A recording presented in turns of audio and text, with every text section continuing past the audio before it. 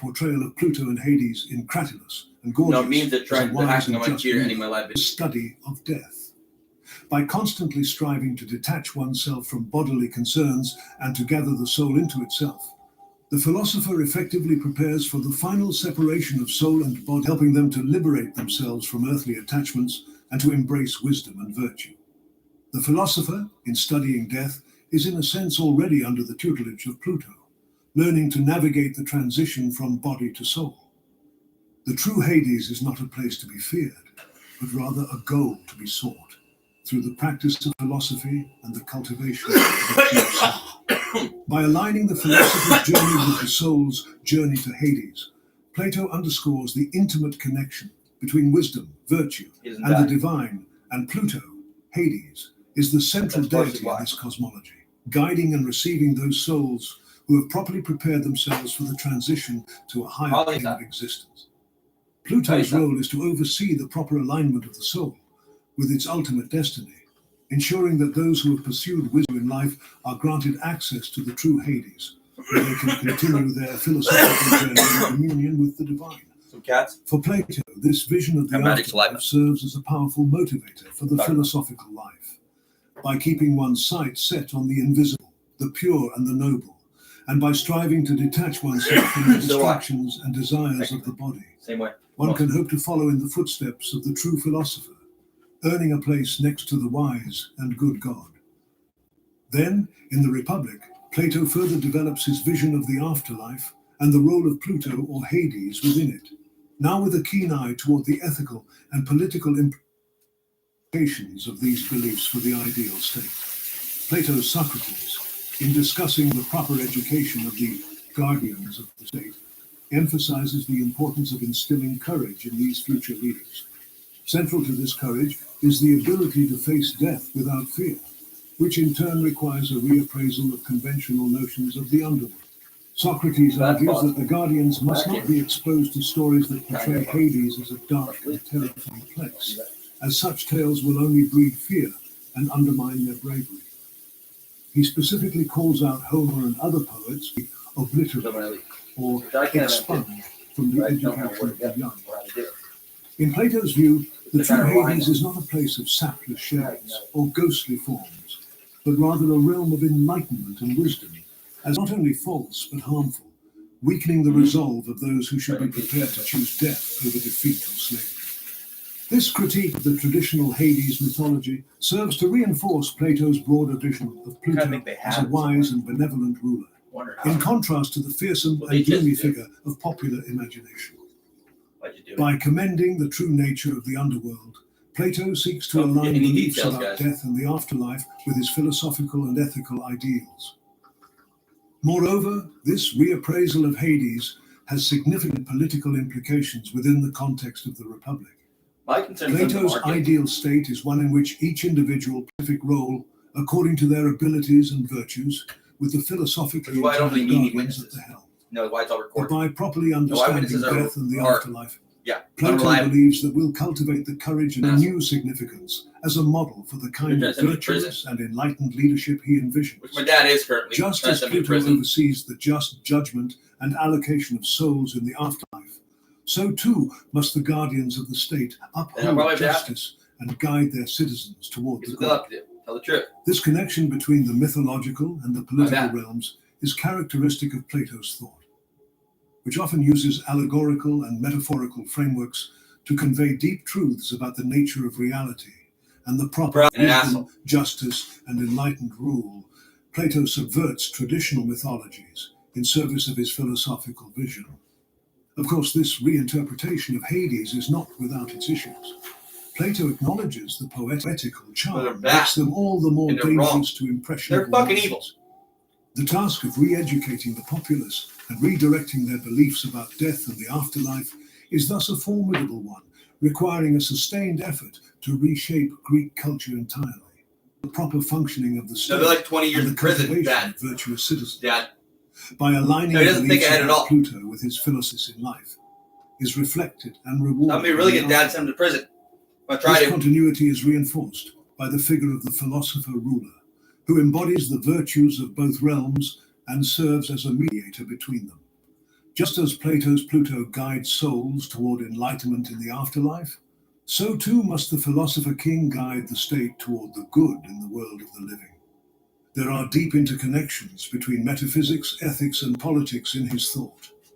And by reinterpreting the mythological rule, we rethink our beliefs about death and the Almost afterlife, by keeping around, guys. and our I'm making it almost understanding of impossible for me to leadership, get my cats out of here. justice, Ever. and the proper ordering of human affairs. To George's align basically our there. beliefs, actions, and And I institutions just tied up with Garfield, the taking eternal him truths with of us. wisdom and virtue, But nope. both in this life and the next. In the Laws, Plato's last and longest dialogue, interesting description of Pluto's role in the ideal city. Yep, and but I blame it on cosmic George. order. Not really on George. This work, which presents a detailed That's what it was about. for a Still hypothetical is. state ruled by law.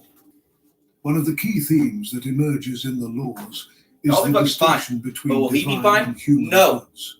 Plato's Athenian stranger, the main speaker in the dialogue, asserts that happiness or good is of two kinds: the divine goods, which include wisdom, temperance, justice, and courage, and the lesser human goods, such as health, beauty, strength, and wealth. Crucially, he identifies Pluto not Well, I with need the this and this. blind No, I god of don't. riches, I'm fine. but with a more discerning figure who has eyes to see and follow wisdom. Cool. You know what I mean? Plato once again subverts traditional mythologies in service of his philosophical and ethical vision. Just as in Laws, he becomes a symbol of the higher values that should guide both individual and collective life. Moreover, Plato's Would be annoying, Athenian sure. stranger I get over it eventually. emphasizes the importance of properly honoring and integrating Pluto into the religious and cultural life of the city.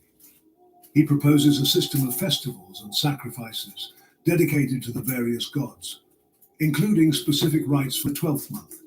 Interestingly, he notes that warlike men should entertain no aversion to Pluto, but rather honor him as being always the best friend of man. This suggestion that Pluto is a friend rather than an enemy of humankind is a remarkable departure from conventional Guess what I could do? views. Death and the afterlife become a natural and even beneficial part Much of worse. the human experience, instead By of that being something to be feared or resisted. By honoring Pluto and the infernal deities alongside the Olympian gods, the citizens of Plato's ideal city would cultivate a more balanced and harmonious relationship with the full spectrum of divine powers. Like an ancient individuation body is no way better than their connection. This provocative statement opposes the common belief that death is an evil to be avoided at all costs. Instead, it suggests that the separation of the soul from the body, the very process of the even beneficial event. This idea resonates, and with his portrayal of Plato as a wise guide and benefactor of souls in the afterlife. At the same time, the Athenian stranger is careful to distinguish the infernal deities and their rites from the heavenly gods and their souls. This is a hierarchical divine realm, with the Olympian gods associated with the higher, more rational aspects of existence, and the chthonic deities like Pluto linked to the lower, more irrational, wherein the importance of giving each god their due, and not confusing their rights and attributes. This balanced and inclusive approach to the gods is characteristic of Plato's mature thought, which seeks to harmonize traditional religious beliefs with his own philosophical.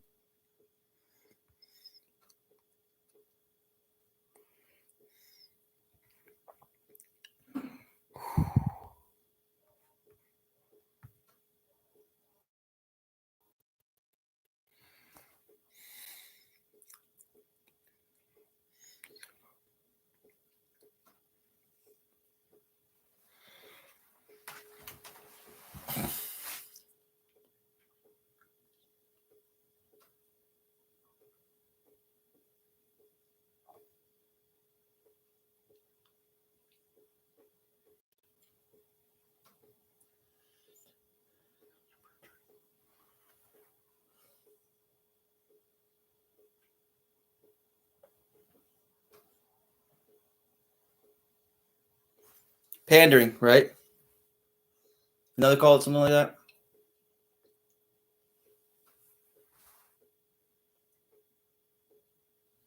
When you're trying to get someone to hit you violently, isn't that a crime?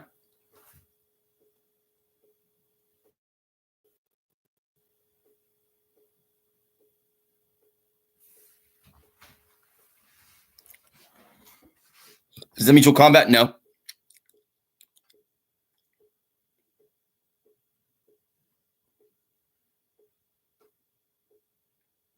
It's never mutual. Because they know what I could do. If I needed to. If I really wanted to.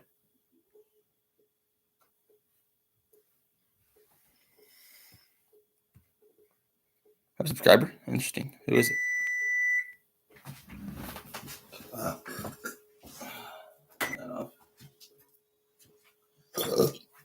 All right, Garfield. Your bed? That is.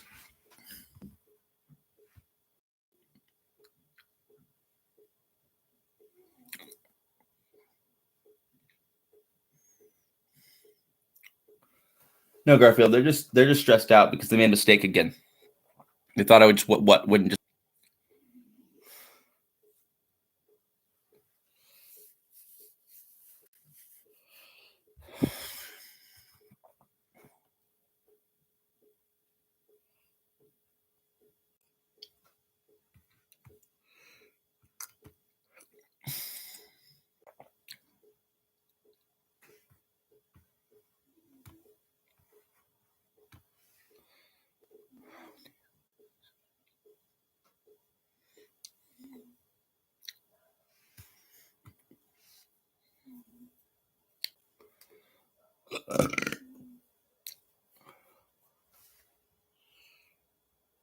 All right, 1, 2, 3, 10:23. I privatized all my videos just because of one mistake I made. That could technically could have. It's a lot of evidence against these fucking people. A lot. Basically everybody but me.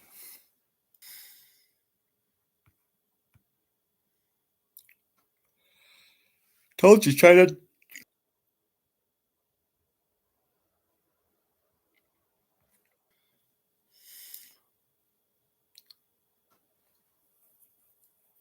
No.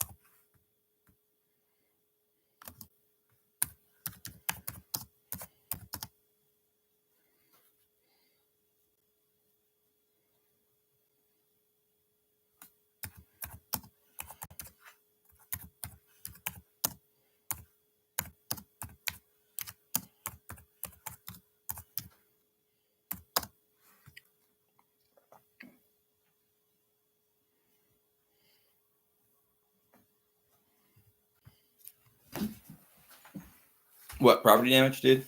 Right? Come on.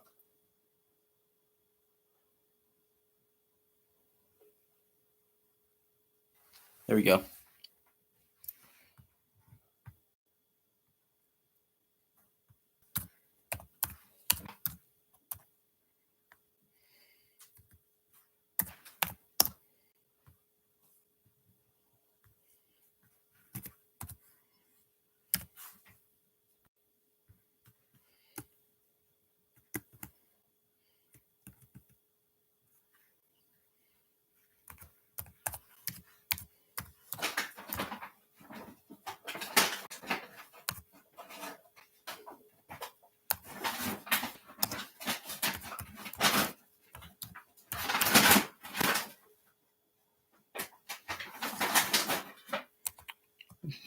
Tear my bag some more.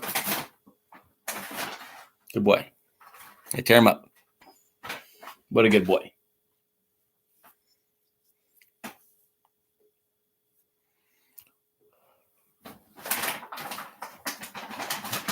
Oh.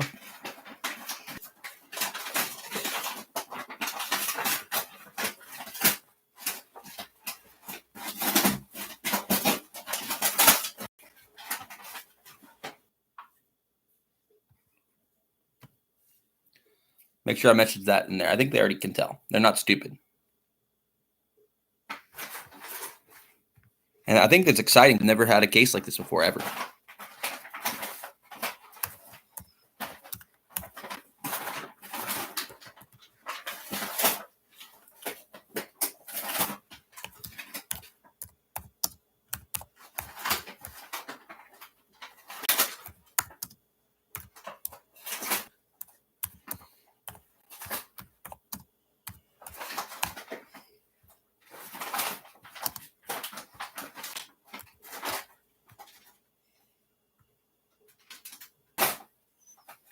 So Tim Miller can shut his fucking mouth. Now let's drop a big old stack of paperwork. Like, hey, what about this, Dad?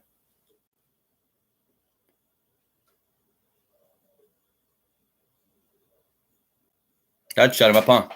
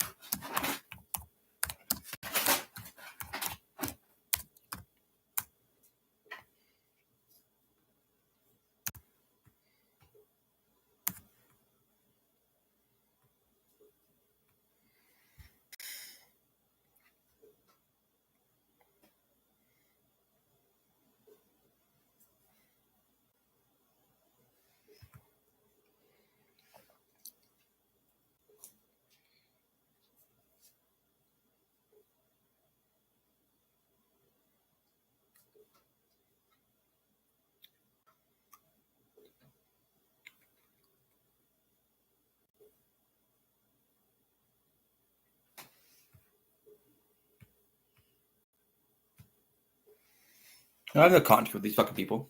No, I don't. And they can still check it. And they have contracts with YouTube for those reasons. The government does. Hold on, Garfield. I told you. Get down that way. Check it out. Over the top. You get stuck again. Are you in bed? I am. Spout. Get something playing. Light up. Go down. No, I'm all right.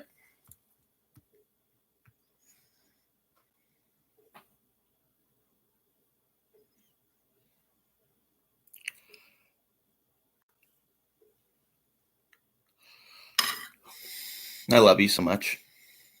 You know it too.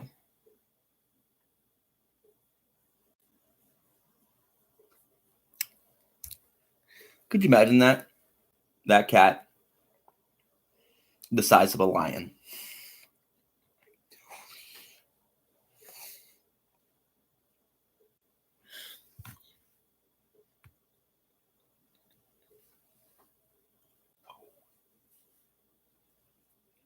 Same ears and everything. That would be fucking crazy.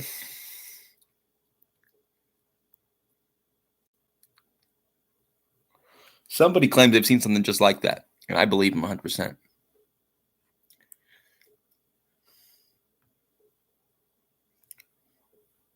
A Garfield cat, just like him, size of a lion, like thousands of years ago, around here. Someone told me. Somewhere in time, guys. So I'm just going to say it. That's what they told me. Not using that in court. Well, technically it's a precedent. Especially if I can prove a magic.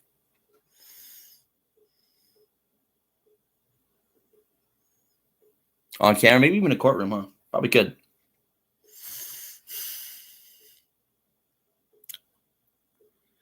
All I need is some water.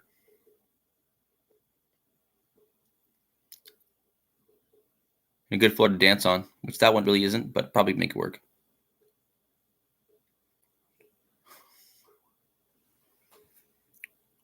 Already done on camera, though. Already has. Proved I'm magic on camera several times.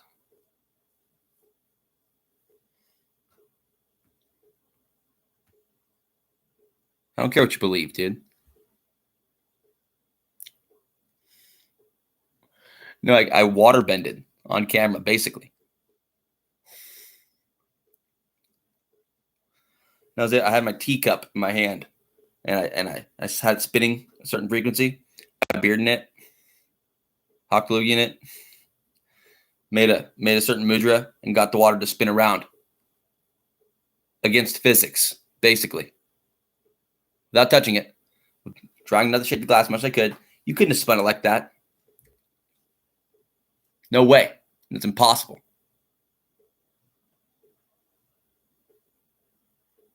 It was impossible. I do it all the time. Impossible. All the fucking time.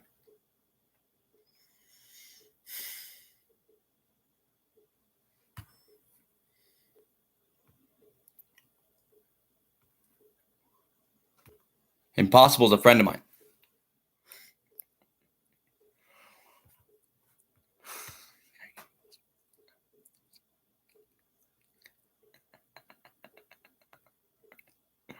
I'm like, how you doing, Impossible? He's like, I'm actually not even a thing. Not even possible.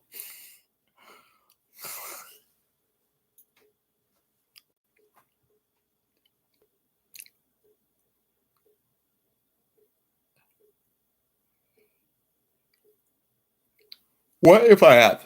Right? What if I have? You're going to look like a real fucking fool.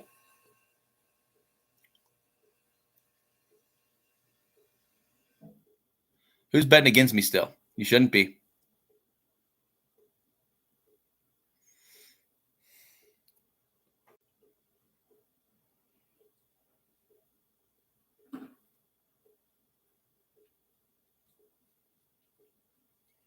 No, never, huh?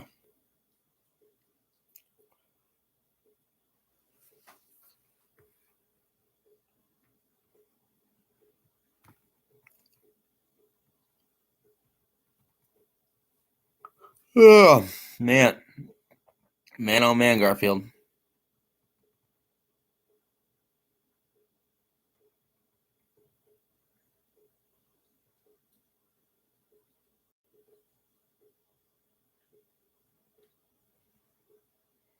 Interesting. What are they saying about me?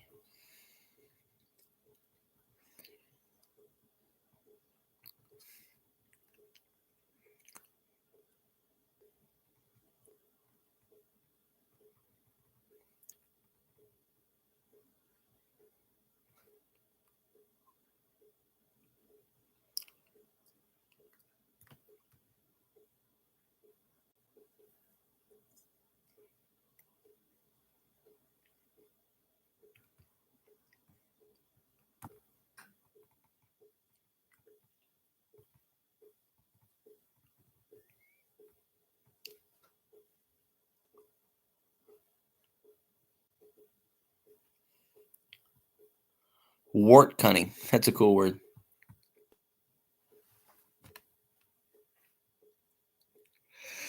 Oh, yeah. These guys are cool, actually. I thought they were evil, but they kind of are, but then they're right.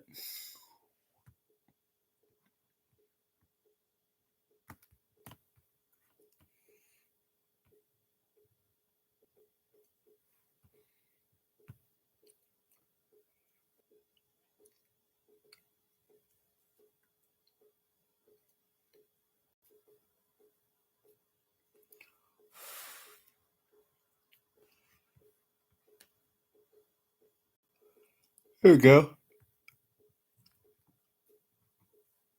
Oh, red and blue. Orange and blue in a way, huh? Always is. So that guy. He looks mean.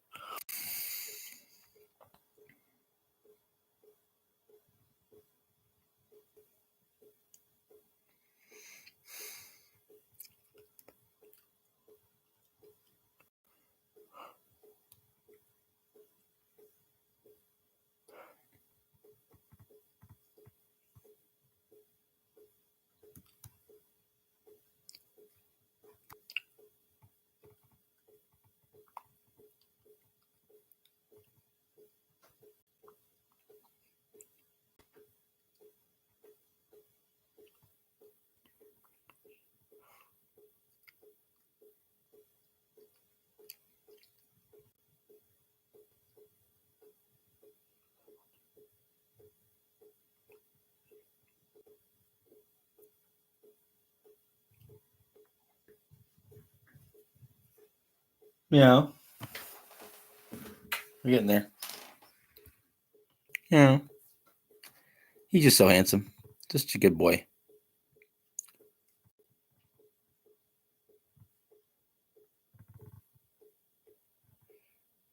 I can't find the one I was looking for.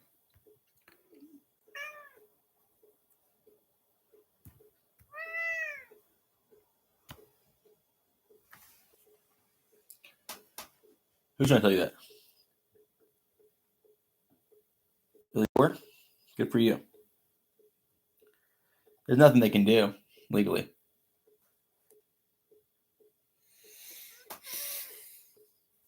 Not a damn thing. Nope. Their best chance is that I'm just cool and leave. Is a sacred narrative that explains the origins of the universe, the earth, and the Navajo people. It is not just a tale of how the world came to be, but a spiritual journey that conveys deep teachings about balance, harmony, and the interconnectedness of all life. Central to this story are the Diendine, the holy people, gods and other powers. The creation story is divided into distinct chapters, each representing a different world, with each world serving as a stepping stone towards the final creation of the earth as we know it. The journey through these worlds is not just a physical migration, but a spiritual evolution, as the beings within the story learn essential lessons about cooperation, respect, and the importance of maintaining balance. The story is deeply embedded in culture and is reflected in the rituals, ceremonies, and daily practices of its people.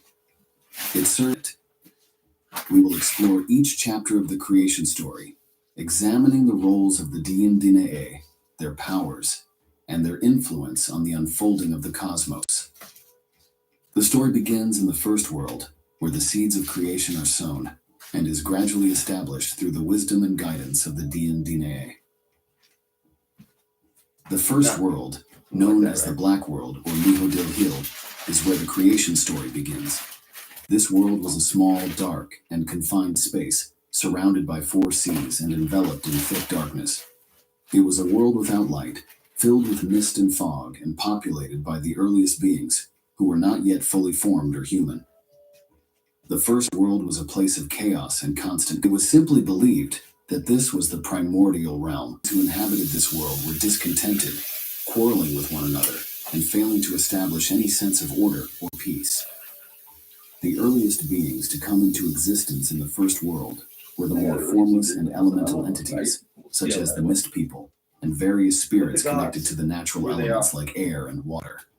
These beings were less defined, and existed in a state of nebulous consciousness, 1021 Garfield. embodying the raw forces of nature that characterized the chaotic environment of the first world. Forms, though they were still not fully developed in the way that beings in later worlds would be.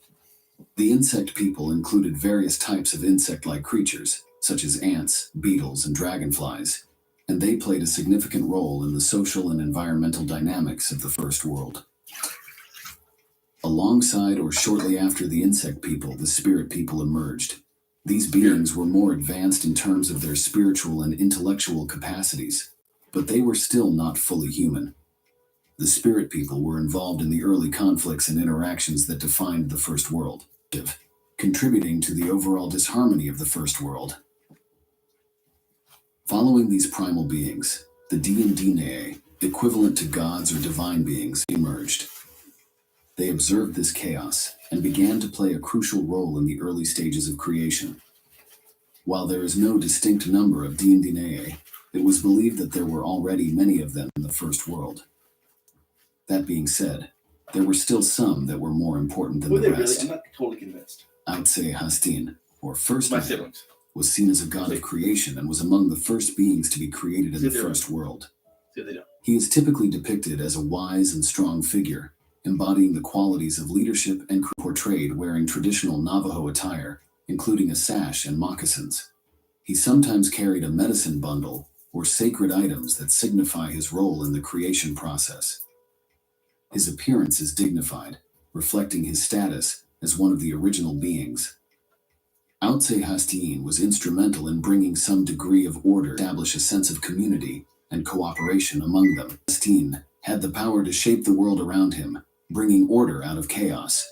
He possessed a Outse Astzan, or First Woman, appeared shortly after Outse Hastin and became his counterpart. She was the goddess of creation and the process of organizing life in the first world. Complementing Outse Hastin, Outse Astzan worked alongside Outse Hastin to bring order to the first world, relationships among the beings. Her influence helped to balance the male and female energies in the world, creating a foundation for the development of life. Outse Astzan's powers were complementary to those of Outse Hastin. She was a nurturer and a creator, focusing on the development of life and the establishment of harmony among the beings. While Outse Hastin and Outse Astzan were later portrayed as humans, they were not fully formed beings in the first world, and were somewhat abstract entities. Despite the efforts of Outse Hastin and Outse Astzan, the inhabitants of the first world continued to quarrel and disrupt the harmony that the D&D were trying to establish. The conflicts grew more intense, and eventually a great flood began to rise within the first world, threatening to destroy everything. Bipolar disorder check. Realizing that the situation was on the development of the universe, teaching the beings the importance of order, cooperation, and the need for balance in all things. The second world, known as the Blue World or Nihal, space for the beings to move and interact. This world was inhabited by various birds, animals, and other beings who were more advanced than those in the first world. A greater sense of peace and harmony, at least initially. While some beings remained in the first world, many of them entered the second world and were welcomed by its inhabitants. The beings in this world were more cooperative and seemed to live in harmony with one another. Would I? Consciously? No. However, it wasn't long before the old patterns of conflict and disharmony from the first world began to inhabitants. It was then that the D&D would once again step in to help guide the way. Hashioti, or Talking God, was a prominent figure among the D&D in the second world. He was known for his wisdom, communication skills, and his ability to mediate He guided the beings in their interactions with one another, helping to resolve conflicts and maintain harmony. Hashioti's influence was crucial in preventing the disputes from face, symbolizing purity and clarity in communication. He often carries a staff or a feather, representing his role as a mediator and messenger. Hashioti had the power to communicate with all beings and to bring harmony through his words, making him a key figure in maintaining balance in the second world. Portrayed with a dark or black face, representing his association with night, fire, and the stars. What I refuse to take? He was a mysterious and powerful figure, Good one, you grin. often depicted with a star design on his face. You lock up your muscles. In the second world, Hashtiazini began to play a That's why. significant role in the celestial order. He was responsible for the Yeah, that's creation of the like God, stars, which he placed in the Because sky they're to bring anti-dopamine light drugs. and order to the darkness. His actions They're were the first anti-dopamine steps drugs. toward the creation of the Which are cosmos dopamine as we necessary know it. to move your body. that's why they Hashtiazini's get it powers included control over fire Pretty light to the invisible enough, world, dude. setting the stage for the later ordering of the universe. Despite the Look it up. efforts of Hashtiazini and Hashtiazini, that the beings needed to move on to a new world I think they do pretty where well. they Someone could continue to evolve is a and therapist. learn the lessons necessary for their eventual existence on Earth. With this in mind, the D&DNA began to search for a way out of the second Or any world. support, hardly, except for a little After bit. much searching, No, and they found actually quite a another bit. passage upward, From leading one them source, to the third world. but enough to where it means This a marked fucking the lot. end of the second world, and this by providing the beings with a more advanced environment in which to learn about cooperation. The ultimate goal of creation was still far from being realized. It means a lot to me.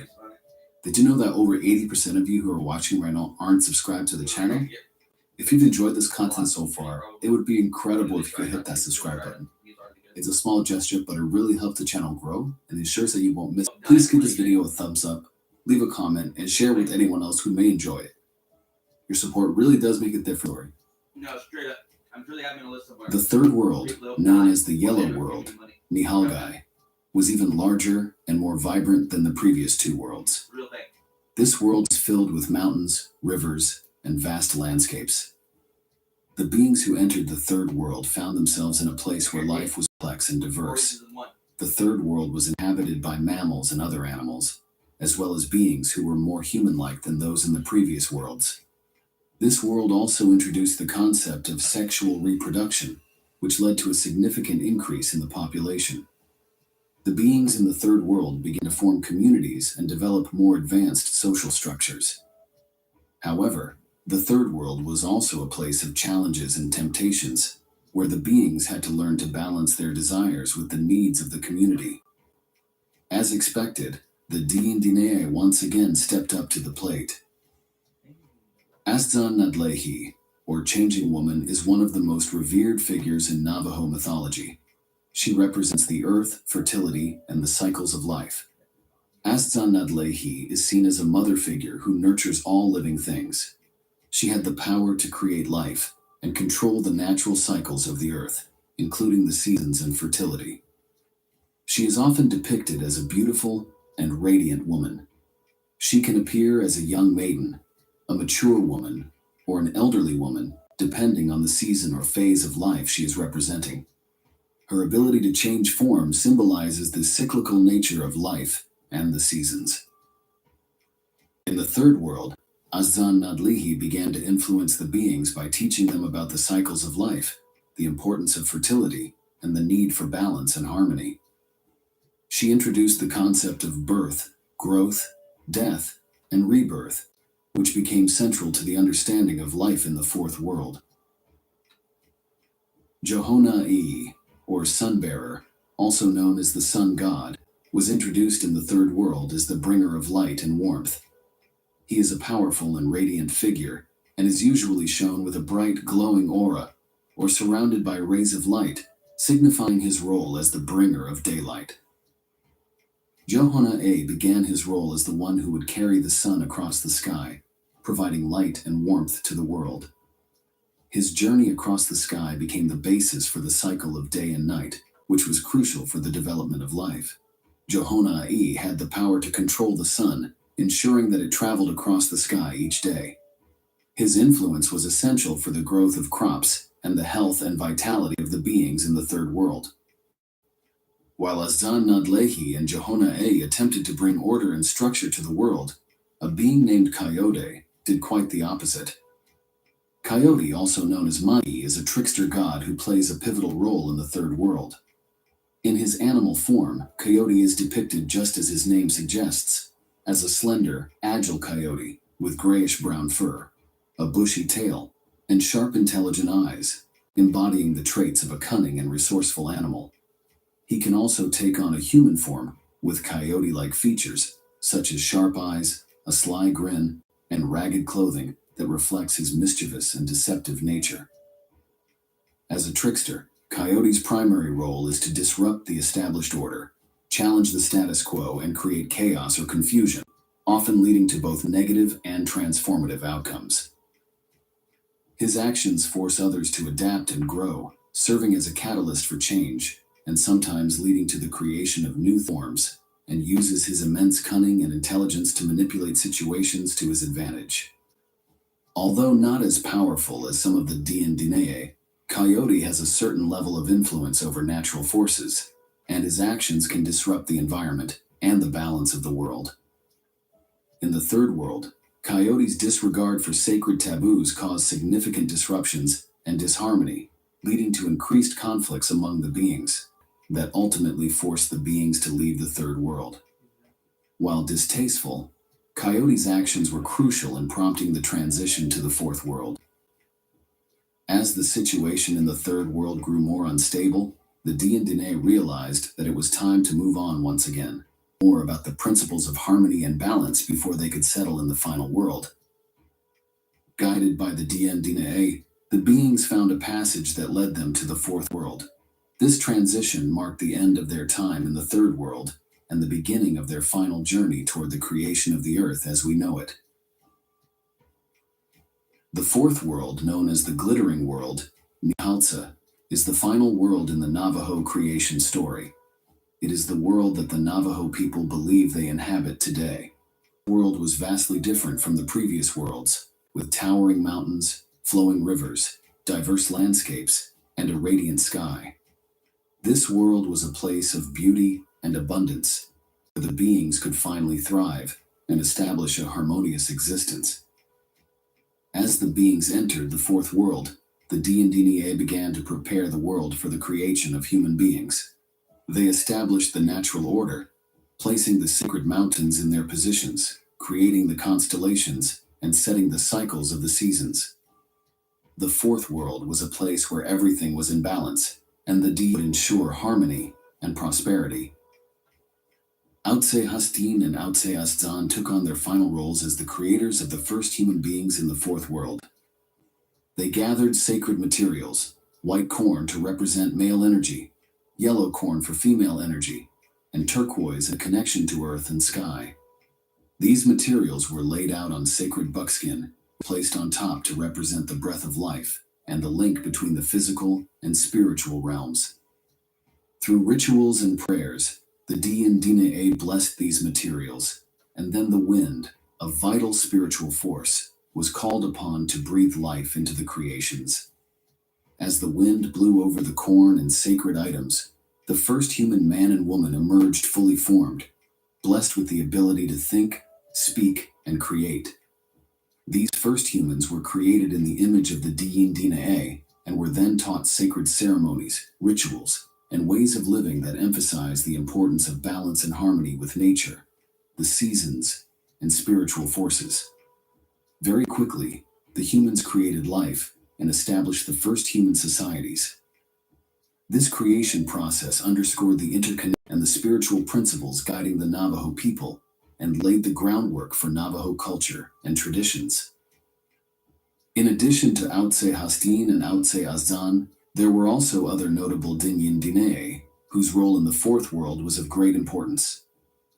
Begali, or Monster Slayer, and Naye Nezgani, or Born for Water, were known as the Hero Twins.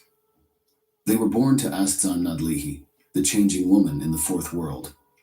Their birth marked the beginning of a crucial mission, to rid the world of the monsters that had survived from the chaos of the previous worlds. These monsters threatened the safety and order of the fourth world, and the Hero Twins were destined to confront and defeat them to restore harmony. Begali is portrayed as a strong and heroic young man, embodying the qualities of a warrior.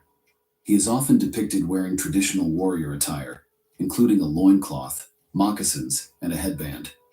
He sometimes carried a bow and arrow, symbolizing his role in defeating the monsters.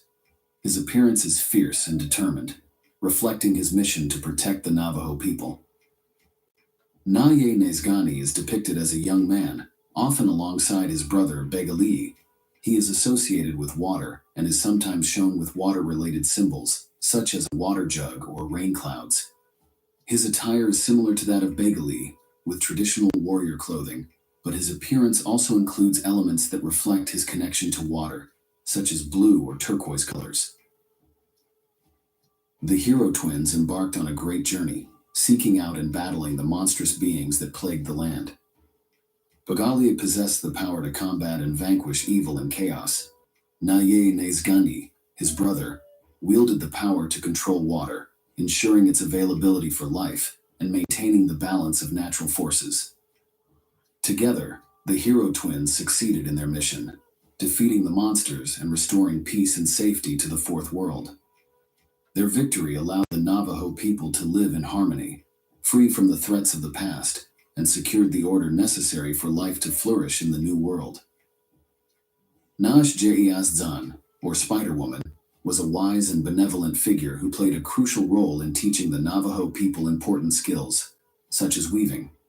She was often seen as a guide and helper to those who sought her wisdom.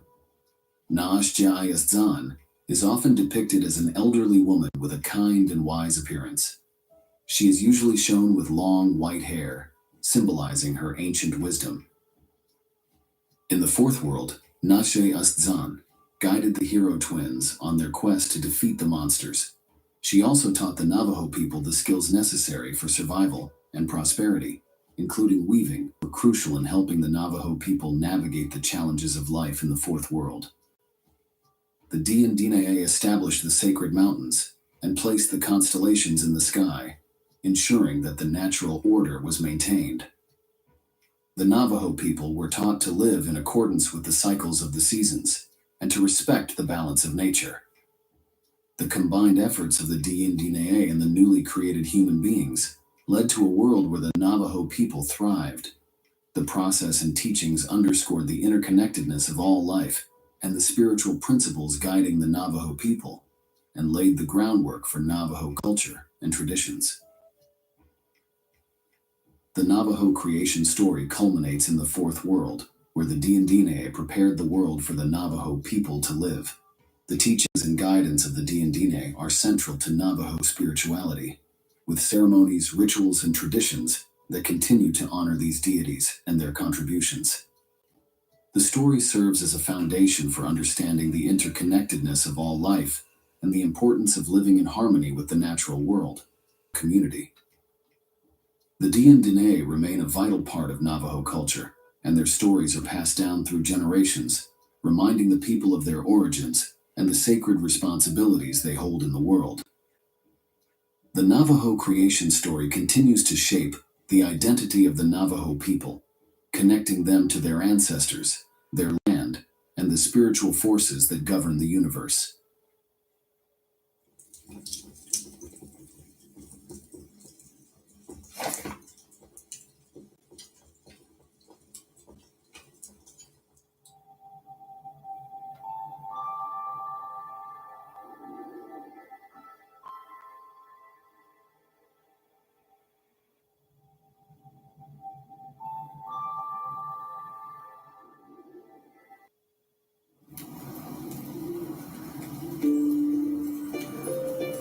Hello there, my sleepy nights. And tonight, we embark on a journey through the realm. From the vast plains to the towering forests, we'll explore the captivating tales that have echoed through the ages, very soul of the land. We'll unravel the stories of powerful spirits, legends to the fierce Iroquois. Each tribe's unique mythology offers a glimpse into the rich culture of Native Americans and the timeless wisdom passed down through generations. And as our journey comes to a close, there will be a soothing ambience after the stories, so you don't get woken up by adverts or interruptions. And if you're captivated by these mythology stories, leave a thought in the comments below. And you can now support us on our Patreon, where you get early access to all of these stories. And you get exclusive access to our Spotify playlist. But for now, let's get cozy and let the drumbeat of the past echo in your heart as we cross the threshold into a realm of wonder.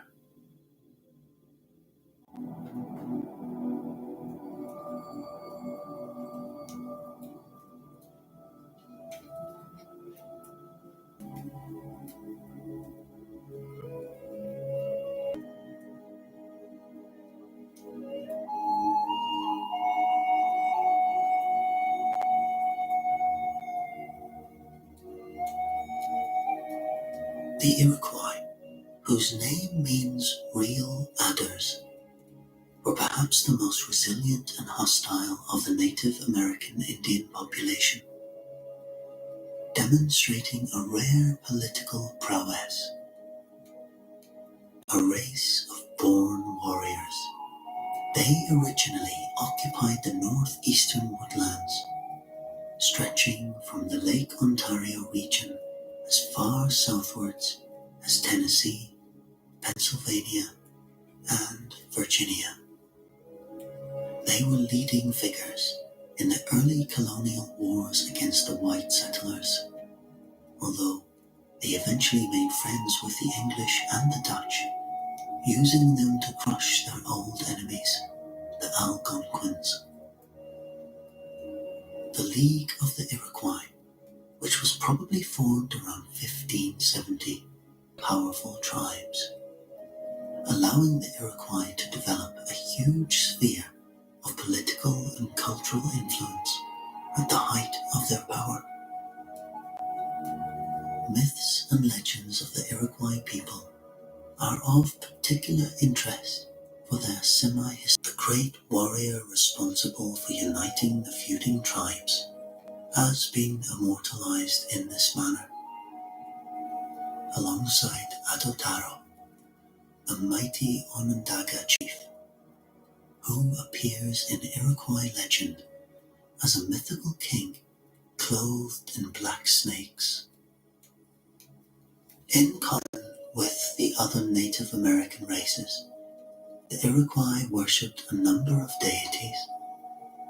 They held a strong belief in witchcraft and were convinced of the existence of a number of malevolent beings roaming the earth. Among them, the stone giants and the curious creature known as Great Head.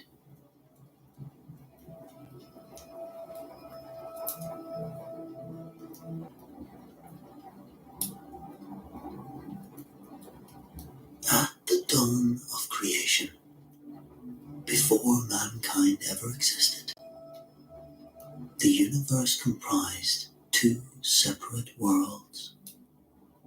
The lower world was a place of eternal darkness, peopled by only creatures of the water, while the upper world, a kingdom of bright light, was inhabited by the great ruler and his family.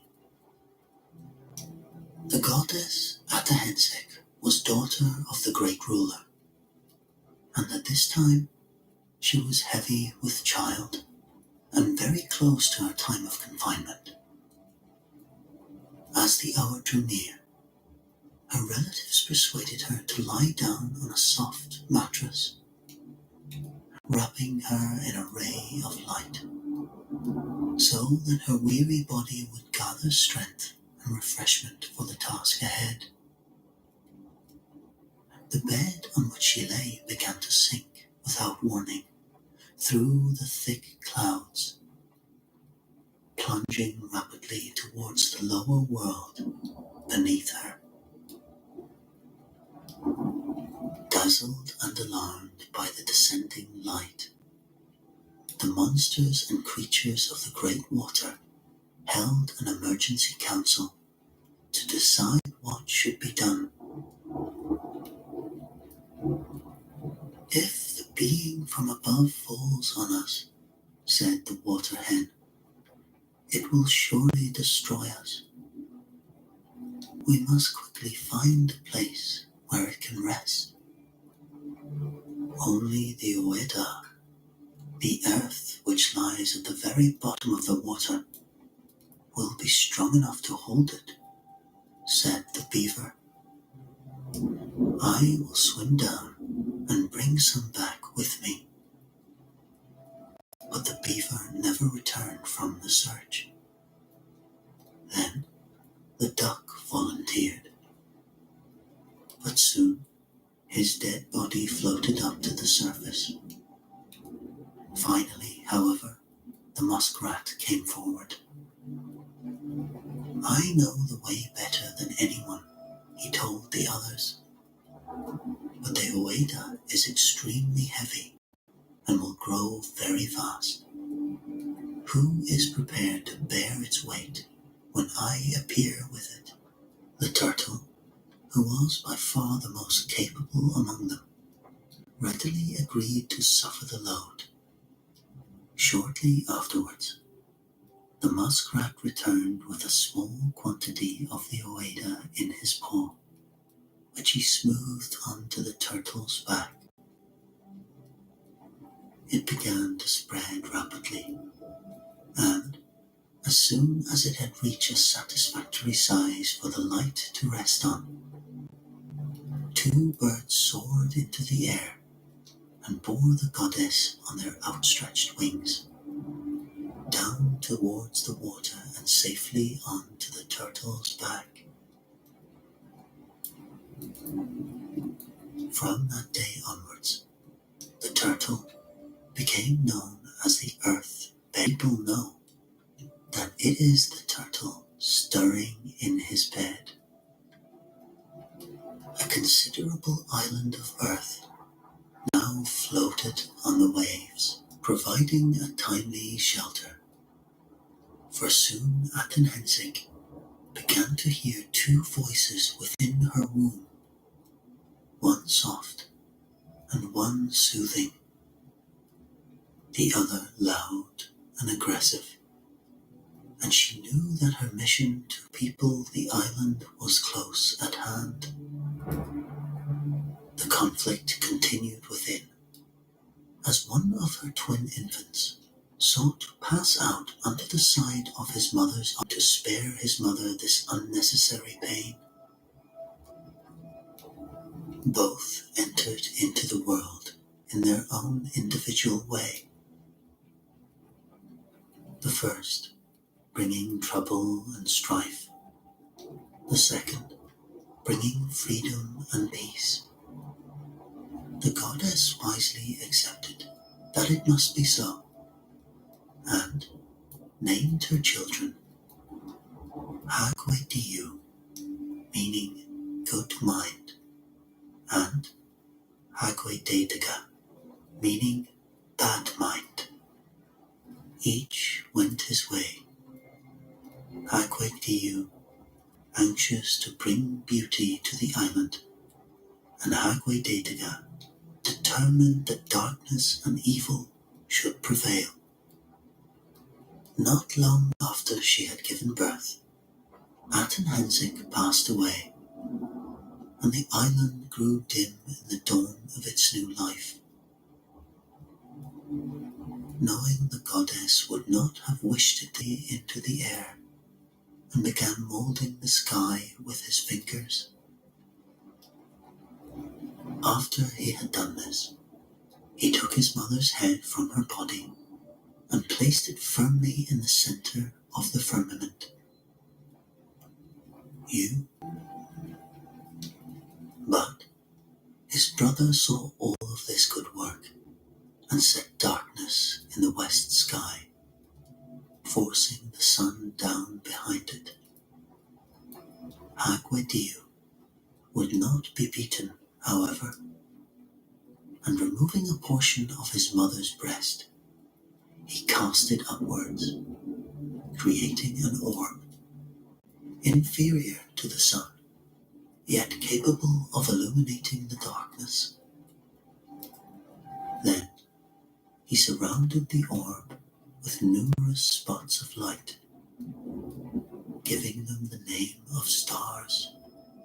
and ordering them to regulate the days, nights, seasons, and years.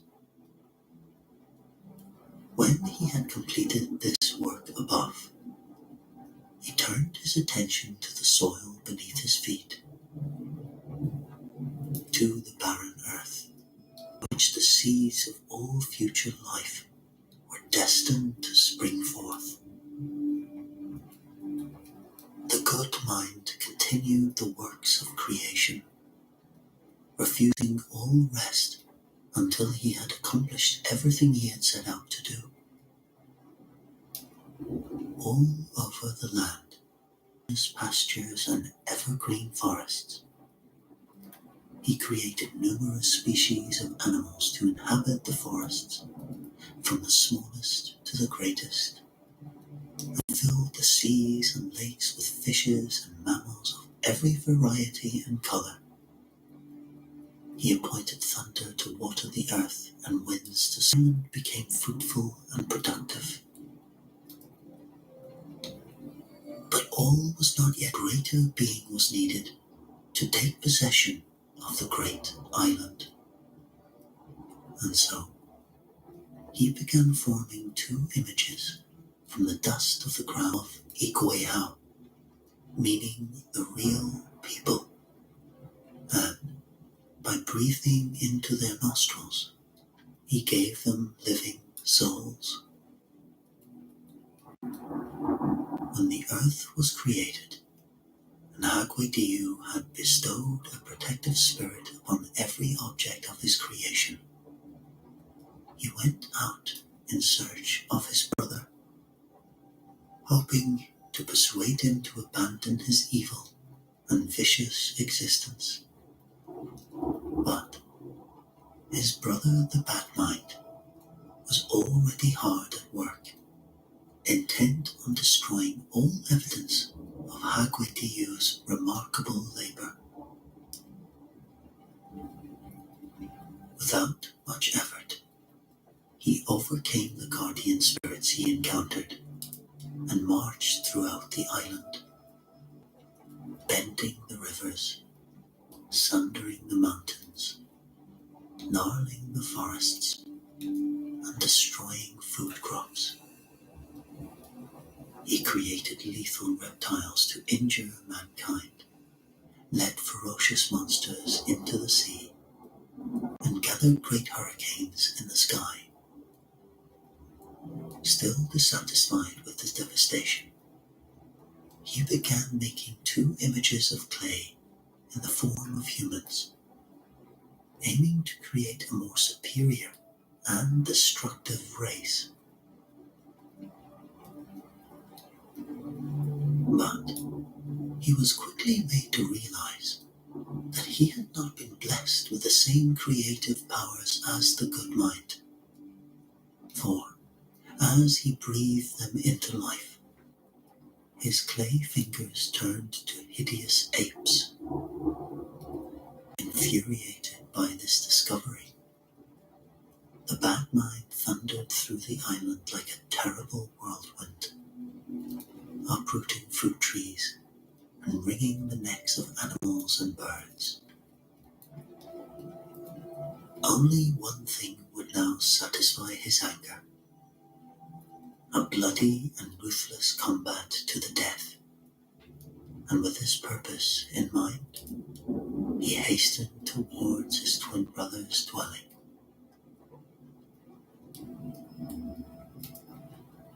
Weary of the destruction he had witnessed, and put aside the ruler of the earth, the bad mind's brother's temporal life, and began to question him rather slyly on the type of weapons they should use. "Tell me," he said, "what particular instrument would cause you the most injury, so that I may avoid its use, as a gesture of goodwill?" Hagwediyu could see through this evil strategy, and falsely informed him he would certainly be struck down by a lotus arrow. There is nothing I fear, the bad mind boasted. But Hagwe Diu knew this to be untrue, and wisely remembered that ever since childhood, the horns of a stag had always induced feelings of terror within his brother. The battle began and lasted for 2 days and 2 nights, causing panic and disruption through the earth as mountains shook violently under the strain of the combat, and rivers overflowed with the blood of both brothers. At last, however, the bad mind could no longer ignore the temptation to shoot the lotus arrow into his brother's direction. The good mind responded by charging at him with the stag horns, impaling him on their sharp points until he screamed in pain and fell to the ground.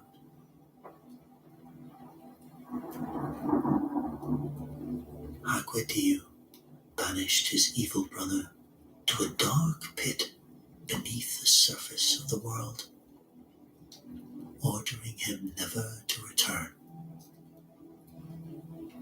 Gathering together as many hideous beasts and monsters as he could find, he flung them below so that they might share with their creator a life of eternal doom.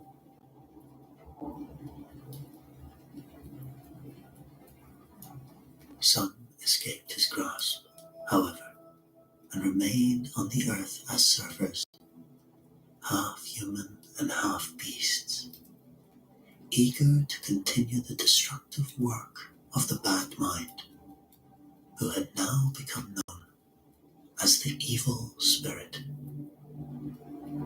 Hagwe Diu, faithful to the wishes of his grandfather, the great ruler, carried on with his good work on the floating island, filling the woodlands with game, slaying the monsters, teaching the Indians to make fires and to raise crops, and instructing them in many of the other arts of life, to his celestial home.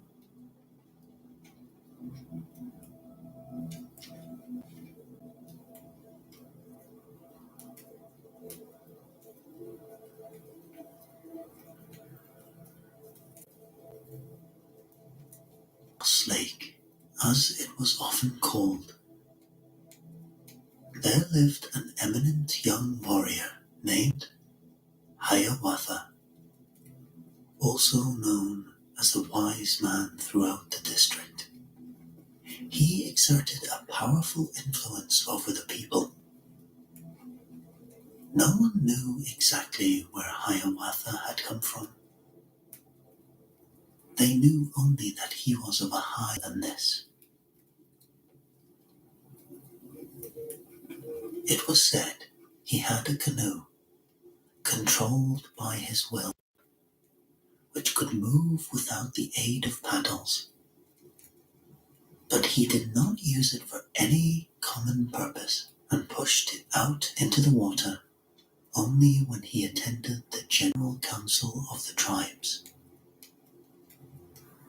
It was from Hiawatha that the villagers sought advice when they attempted. As a direct result of his instruction, their crops flourished. Supply, for he taught them how to remove obstructions from its watercourses and clear their fishing grounds. And as he continued to provide them proverbs for their development, they came to believe that he had been sent by the Great Spirit himself for a short but precious stay amongst them.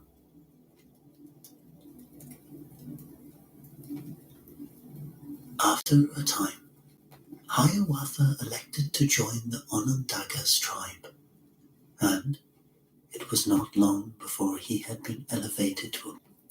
The Onondagas enjoyed a long period of peace and prosperity under Hiawatha's guidance, and did not yield to their superiority. But then, one day, a great alarm was suddenly raised.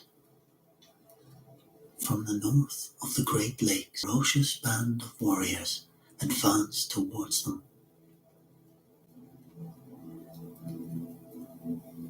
Everyone looked to Hiawatha for comfort and advice, and, as a first measure, he called together a council of all the tribes from the east to the west, and appointed a time for a meeting to take place. By midday, a great body of men, women, and children had gathered together in anticipation that they would shortly experience some form of deliverance. But after they had waited several hours, for he appeared to be nowhere in sight,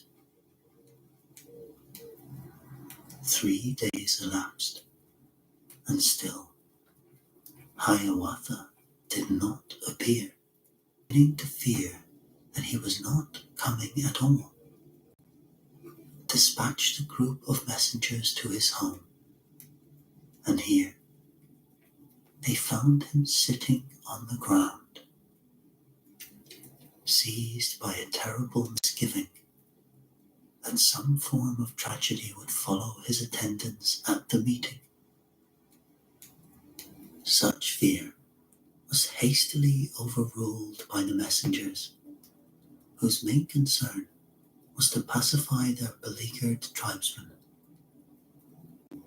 Soon, they had persuaded Hiawatha to follow them, and, taking his daughter with him, he pushed his wonderful canoe into the water and set out for the council. As soon as the people saw him, they sent up shouts of welcome and relief. The warrior climbed ashore and began ascending the steep banks of the lake, leading to the place occupied by the council. As he walked, however, he became conscious of a loud whirring noise overhead. He lifted his eyes upwards and perceived something which looked like a small cloud descending rapidly towards the earth. Filled with terror and alarm, the crowd scattered in confusion. But Hiawatha, instructing his daughter to do the same, for he considered it cowardly to flee and futile in any event to attempt to escape the design's spirit. The object approached with greater speed, and as it came nearer, it revealed the shape of a gigantic white heron, whose wings, pointed and outstretched, masked all light in the sky. The creature descended with a crash. It fell upon the girl.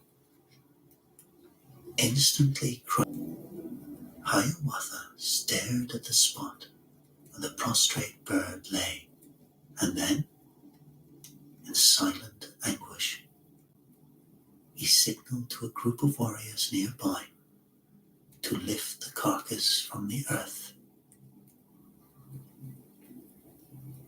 They came forward and did as he requested.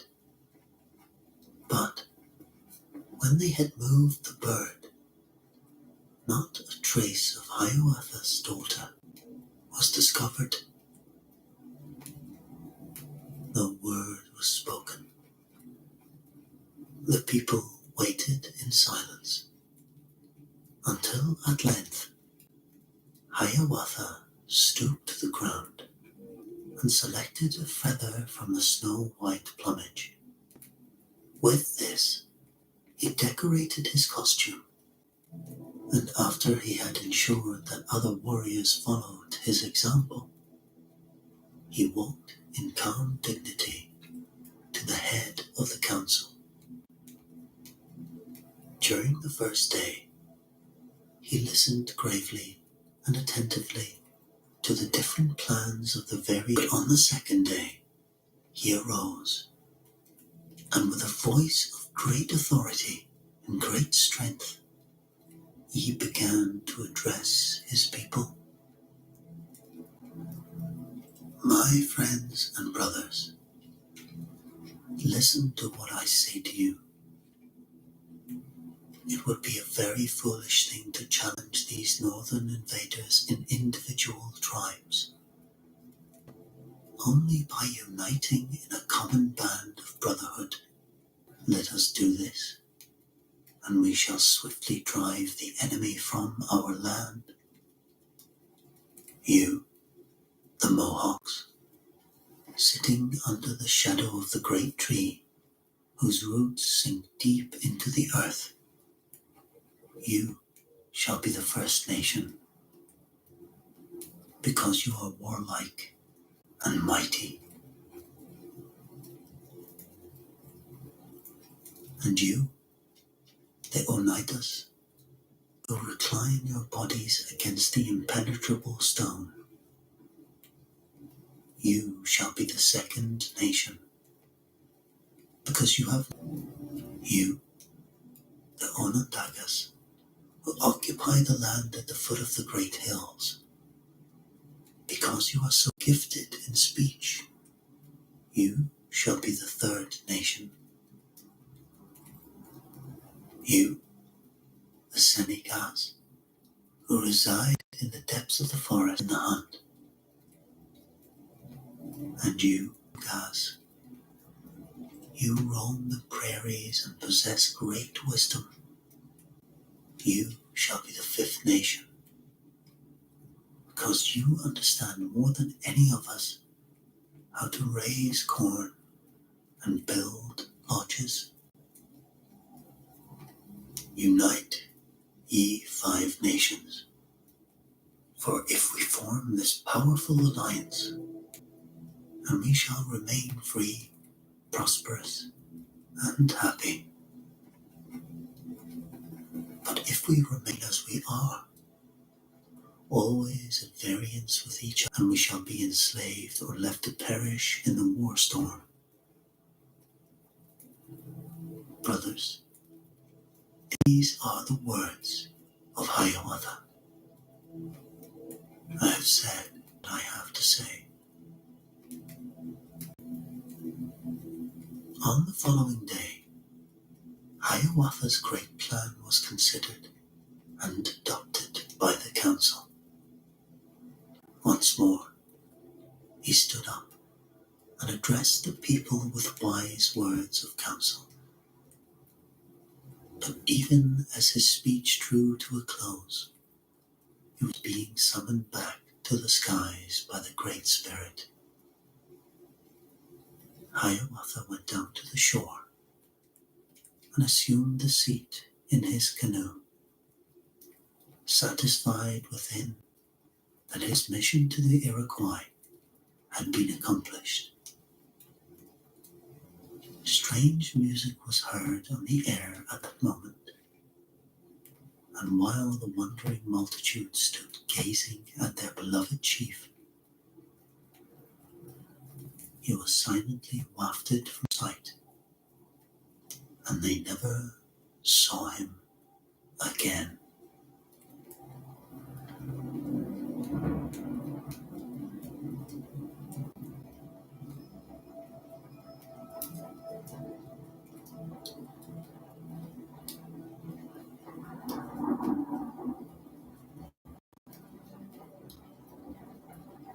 As a final desperate measure in the bloody battle to rid themselves of the stone giants, the Iroquois called upon the upholder of the heavens, Taha'i Awagon to come to their aid.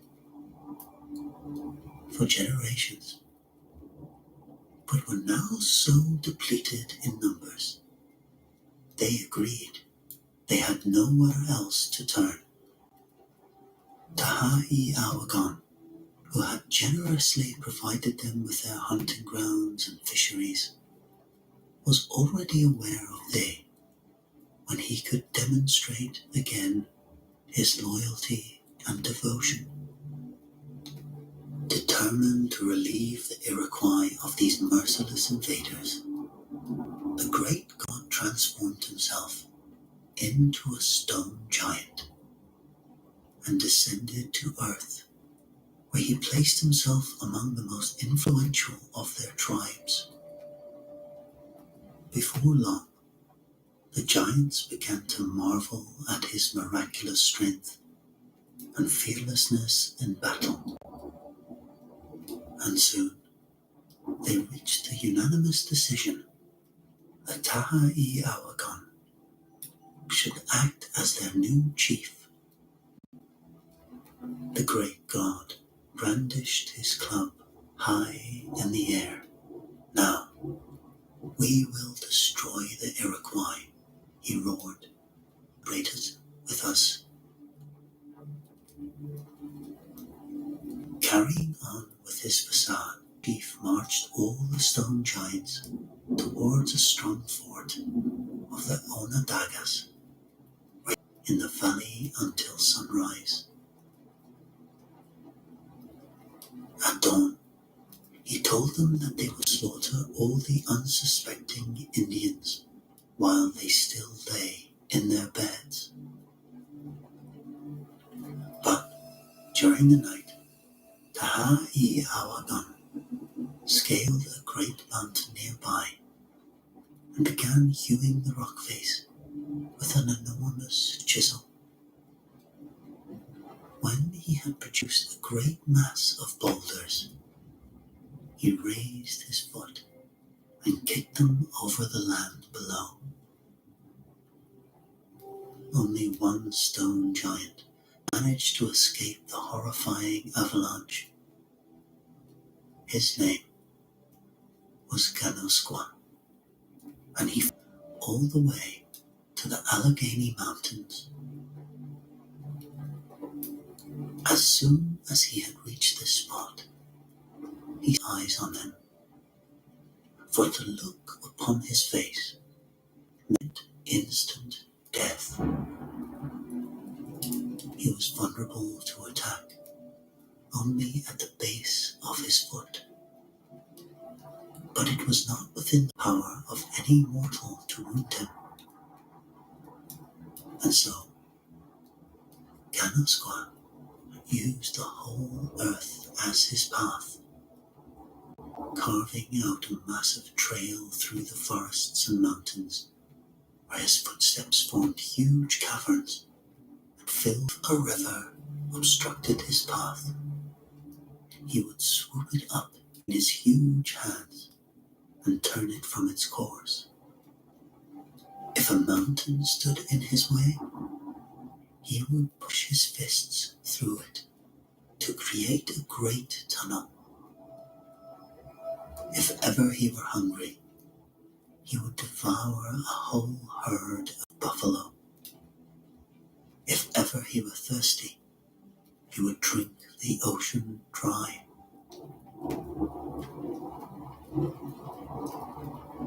Even in the tumult of the storms, rose high above the booming of the clouds, warning the thunderess to keep away from his cave. It was during one of these terrific storms that Ganosqua came closer than ever before to one of the human species, a young hunter, blinded and bruised by the hail which hurled itself like soon lost his trail and took refuge within the hollow of an enormous rock.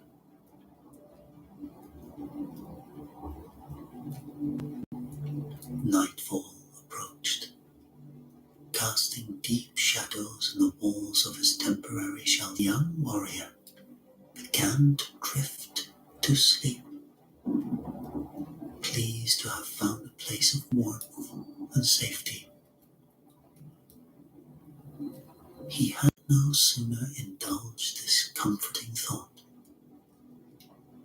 when the rock which housed him began to move, but in the queerest manner, almost as if it was being tilted from side to side with the weight of some vast and heavy burden. The swaying motion intensified and was soon accompanied by the most perplexing jumble of sounds, at one moment as sweet and relaxed as a babbling brook, and the next as eerie and tormented as a death cry. The young warrior stood up in alarm, straining his eyes to find the opening of the cave, but too late, for suddenly he felt a gigantic hand on his shoulder and heard a loud voice rumbling in his ear. "Young warrior, beware. You are in the cave of the stone giant, Kenasqua. Close your eyes and do not look at me, for no human has yet survived who has gazed upon my face. Many have wandered into this cave, but they have come to hunt me. You alone have come here for shelter, and I will not, therefore, turn you away. I shall spare your life if you agree to obey my commands. For as long as I can see, you will hear my voice whenever I wish to speak to you, and I will always be there to help you. From here, you must go forth and live freely among the animals, the birds, and the fish. All these are your ancestors, and it will be your task hereafter to dedicate your life to them. You will encounter many of them along your way. Do not pass until you have felled a strong tree and carved their image. It speaks. Know that it is my voice urging you on with your task. Each tree has a voice, and you must learn the language of the end. Go on your way. I will be watching you and guiding you.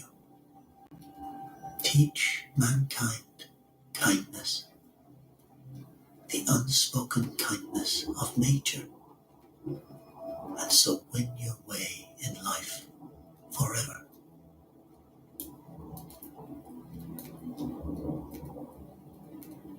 The young hunter walked out into the darkness, and when he awoke next morning, he found himself seated at the base of a basswood tree, which gradually transformed itself into a mask and began relating to him the great breadth of its power.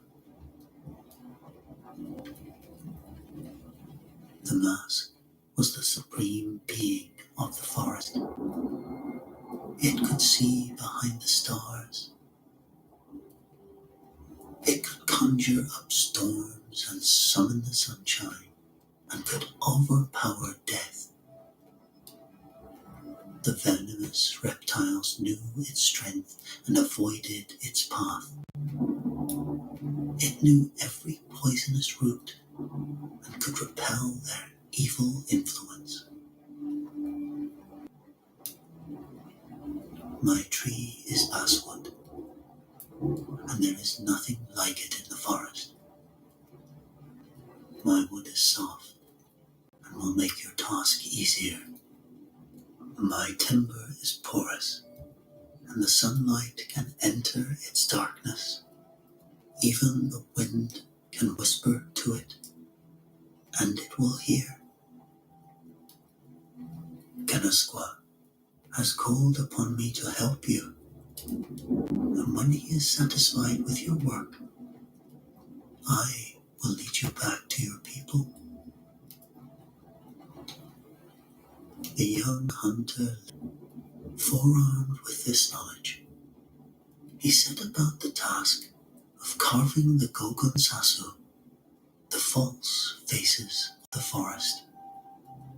On his travels, he met many curious animals, birds, reptiles, and insects, which he detained until he had carved them in the basswood, inviting them to stay with him until he had learned their language and customs. Guided by the voice of Kenasqua, he moved deeper into the forest, and soon he had learned to interpret its many different voices.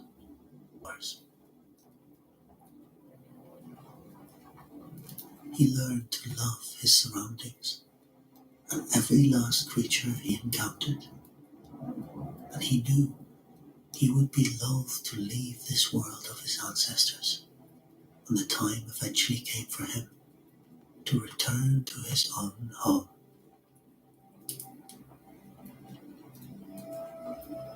A great many years were passed in this way, until the hunter who had entered the cave as a youth had become an old man, bent in two with the burden of the Gogon Sasu he carried with him from place to place. At last, he heard the voice of Kenasqua pronouncing an end to his labor, and soon the mask appeared to guide him back to his own people. He wondered if he had the strength to make the journey, but he refused to abandon what he now considered his most precious possessions, the hundreds of Gogon Sasu he had carved in basswood. Wearily, he set off on the track, almost crushed by his heavy line.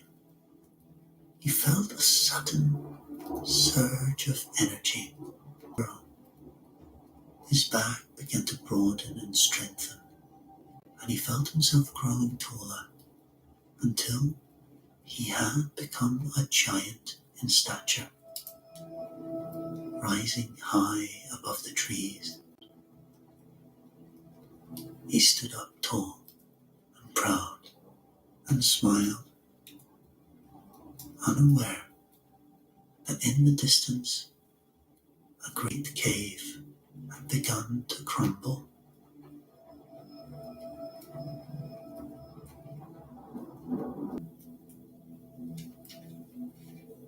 In an orphan family of 10 boys lived in a small lodge with their uncle. The 5 elder brothers went out to hunt every day, but the younger ones, not yet ready for so rigorous a life, remained at home with their uncle, never daring to venture too far from their home. One day, the group of elder brothers who had been away deer hunting failed to return at the usual hour. As the evening wore on, there was still no sign of extremely worried for their safety. It was agreed among the remaining family that the eldest boy should go out the following morning in search of his brothers. He readily accepted the challenge, and he set off after sunrise, confident that he would locate them before long. But the boy did not return, and his disappearance caused even greater consternation among the household. "We must find out what is happening to them," said the next. "I cannot bear to picture any of my family lying wounded in some place." And so, having obtained his uncle's permission, he too set off enthusiastically, though he was not so self-assured as his brother before him. Just like the others, however, the youth failed to reappear, and an identical fate awaited the two more after him who took it upon them. At length, only one small brother remained with his uncle at the lodge, and, fearing he might lose the last of his young nephews, the old man became very, turning a deaf ear to his persistent pleas to be allowed to take his turn in the search. The youngest brother was now obliged to accompany his uncle everywhere. He was even forced to walk the old man the short distance to the woodpile, and he longed for the day when adventure would come knocking on his door. He had almost resigned himself to the fact that this would never happen when, one morning, as the pair stooped to gather firewood, the young boy imagined he heard a deep groan coming from the earth beneath his feet. He called upon his uncle to listen, and the sound, unmistakably a human groan, soon repeated itself. Both were deeply shocked by the discovery, and began clawing frantically at the earth with their bare hands. Shortly afterwards, a human face revealed itself, and before long, they had covered the entire body of a man, caked in mold and scarcely able to breathe.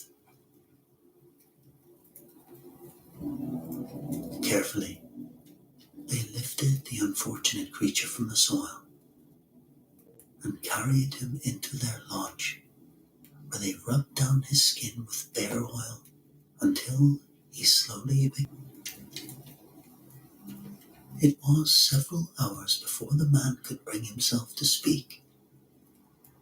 But then, at last, he began mouthing a few words, informing his hosts that he had been out hunting when his mind had suddenly become entirely blank.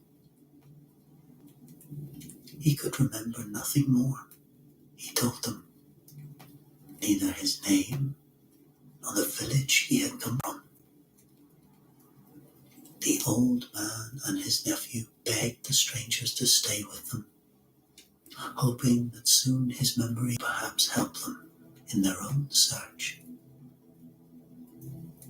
The days passed by, but after only a very short time, the young boy and his uncle began to observe that the person they had rescued was no ordinary mortal like themselves. He did not eat any of the food they served him, but his strength increased daily nonetheless. He had no need of sleep, and often, when it rained, he behaved very strangely, tossing relentlessly in his chair and calling aloud in a curious language. One night, a particularly violent storm raged outside.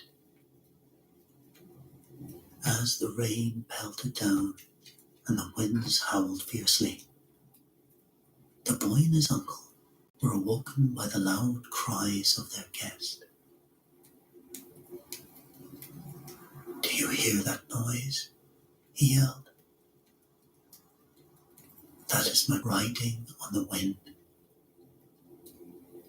Can you not hear him wailing?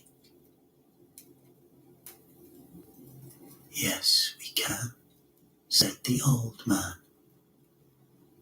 Would you like us to invite him here? Would he come if you sent for him?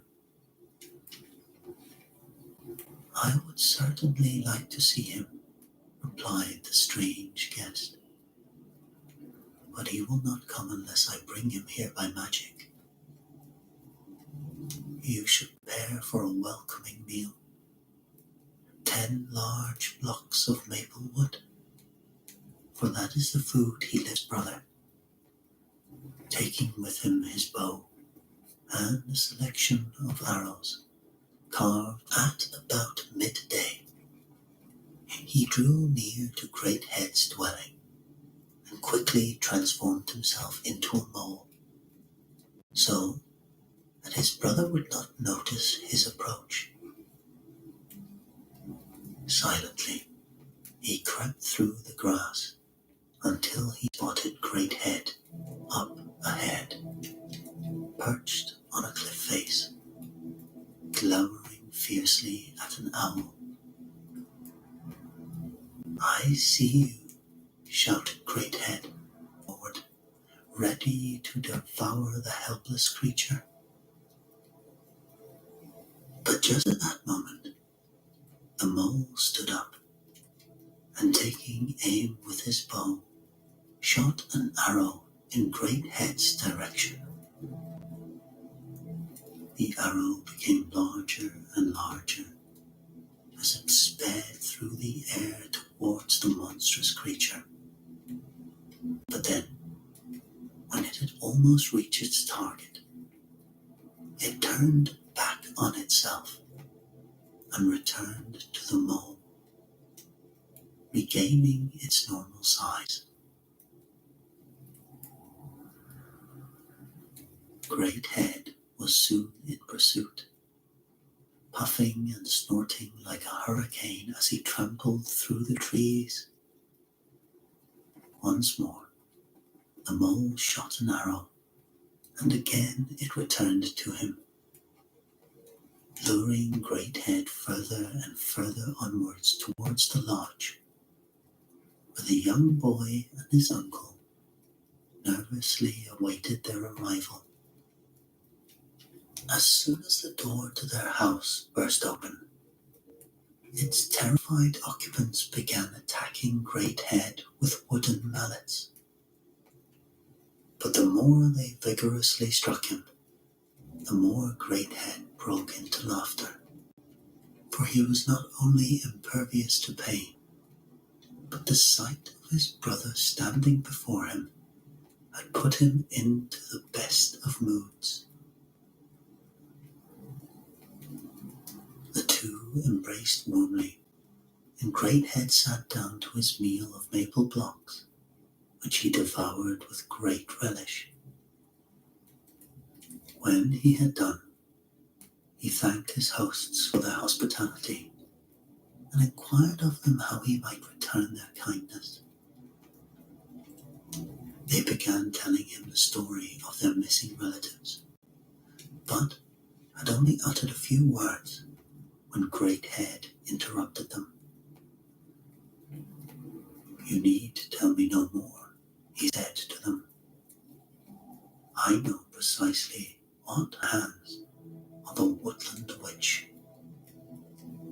Now, and show him the bones of his brothers. Although reluctant to release him, the uncle perceived how anxious his nephew was to learn the fate of his brothers. Finally, he gave his consent, and the young boy started off with Great Head, smiling broadly at the thought of the adventure which lay ahead. They did not once pause for rest, and after a time they came upon a ramshackle hut, in front of which were strewing dry bones of every size and description. In the doorway sat a crooked old witch, rocking back and forth, singing to herself.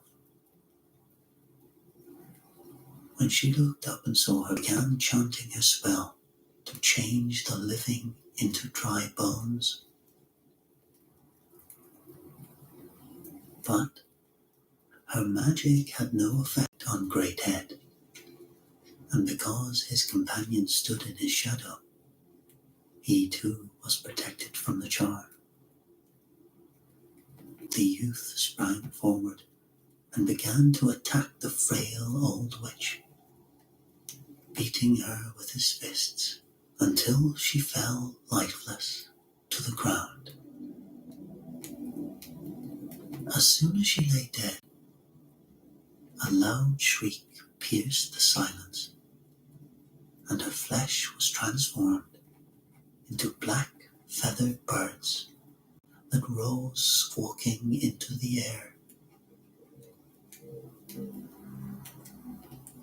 The young boy now set about the task of selecting the bones of his brothers. It was slow and difficult work, but at last, Great Head came forward to examine each of them, and when he was satisfied that no bone was missing, he spoke to his young companion. "I am going back to my rock," he told him. "But do not despair or think I have abandoned you, for soon you will see me again." The boy stood alone, guarding the heaps of bones, trying to decide whether he should make his way back home before daylight faded. Looking upwards, he noticed that a huge storm was gathering and began walking towards the hut for shelter. The hail beat on his back even as he wore his skin all over. The thunder now clashed and lightning struck the ground wherever he attempted to step. The young boy grew fearful and flung himself to the earth. But suddenly, he heard a familiar voice calling to him. And lifting his eyes, he saw Great Head riding at the center of the storm. "Arise, you bones," Great Head yelled. "I bid you come to life." The young boy felt certain that he must have been dreaming. Mounds of bones had disappeared. In a moment, he was surrounded by his brothers, and huge tears of relief and joy flooded down his cheeks.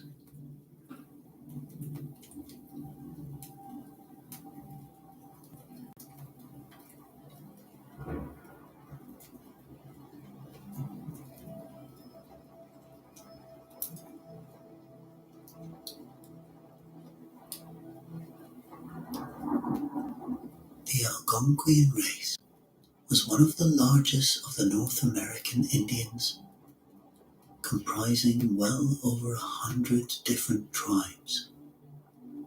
From east to west, their territory spread from the Atlantic coast as far as the base of the Rocky Mountains, and from north to south, it extended above the St. Lawrence Valley, all the way southwards to Illinois and Virginia.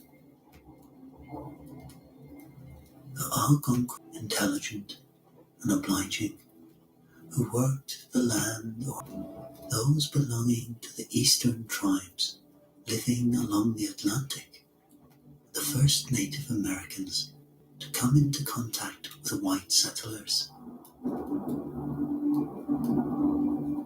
They welcomed the white man and passed on to him the domestic skills they had acquired, even yielding to him many of their most fertile coastal lands.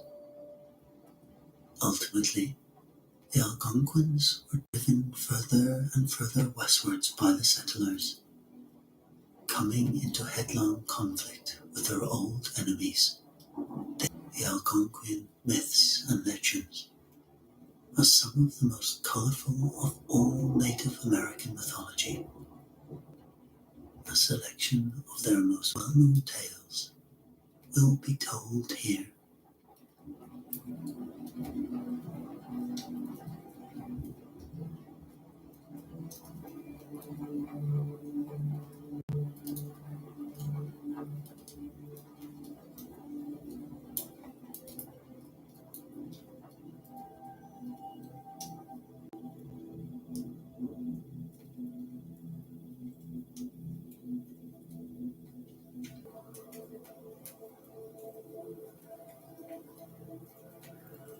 A very powerful Manitou, or spirit, once visited the earth, and, falling in love with its only inhabitant, a beautiful young maiden, he made her his wife. From this union were born 4 healthy sons. But in giving birth, the mother sadly passed away. The first son was named Michapo, and he was destined to become the friend of the human race. The second, of souls. The third, Wabasa, immediately fled to the north, transforming himself into a rabbit spirit, while the fourth, Chokanibok, who was of a fiery temperament, spent his time arguing, especially with his eldest brother. Michabo, the strongest and most courageous of the 4, had always attributed the death of his mother to Chokanibok, and the repeated combats between the two were often fiercely savage. Confrontation. Michabo carved huge fragments of flesh from the body of his brother, which, as soon as they fell to the ground, were transformed into flintstones. In time, the children of men found a use for these stones and used them to create fire, giving Chokanibok the name of Firestone, or Man of Flint. After a long and tortuous battle, Chokanibok was finally slain by Michabo, who tore out his bowels and changed them into long. After this, Michabo journeyed far and wide, carrying with him all manner of tools and equipment, which he distributed among men. He gave them lances and arrow points. He taught them how to make axes. He devised the art of knitting nets to catch fish. He furnished the hunter with charms and signs to use in the chase. And he taught mankind to lay traps and snares. In the course of his journeys, he also killed the ferocious beasts and monsters threatening the human race, and cleared the rivers and streams of many of the obstructions which the evil spirit had placed there. When he saw that all this was done, Michabo placed 4 good spirits at the 4 cardinal points of the earth, instructing mankind that he should always blow the smoke from his clomet in each of these 4 directions as a mark of respect during the sacred feasts. The spirit of the north, he told them, would always provide snow and ice, enabling man to hunt game. the spirit of the south would give them melons, maize, and tobacco. The spirit he had placed in the west would ensure that rain fell upon the crops, and the spirit of the east would never fail to bring light in place of darkness. Then, retreating to an immense slab of ice in the northern ocean, Ichapo kept a watchful eye on mankind, informing them that if ever the day should arrive when their wickedness forced him to depart the earth, his footprints would catch fire, and the end of the world would come, for it was he who directed the sun in his daily walks around the earth.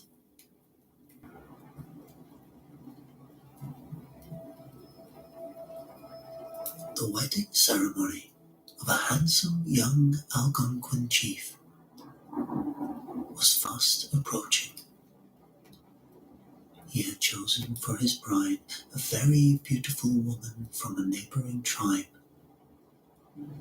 The two had fallen deeply in love and looked forward to a long and happy life together.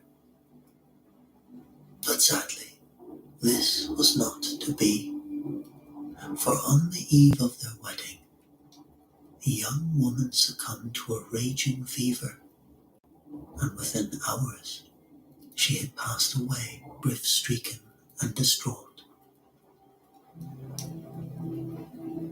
The handsome chief, who had once been famous for his courage and heroism throughout the land, now spent all of his time in mourning,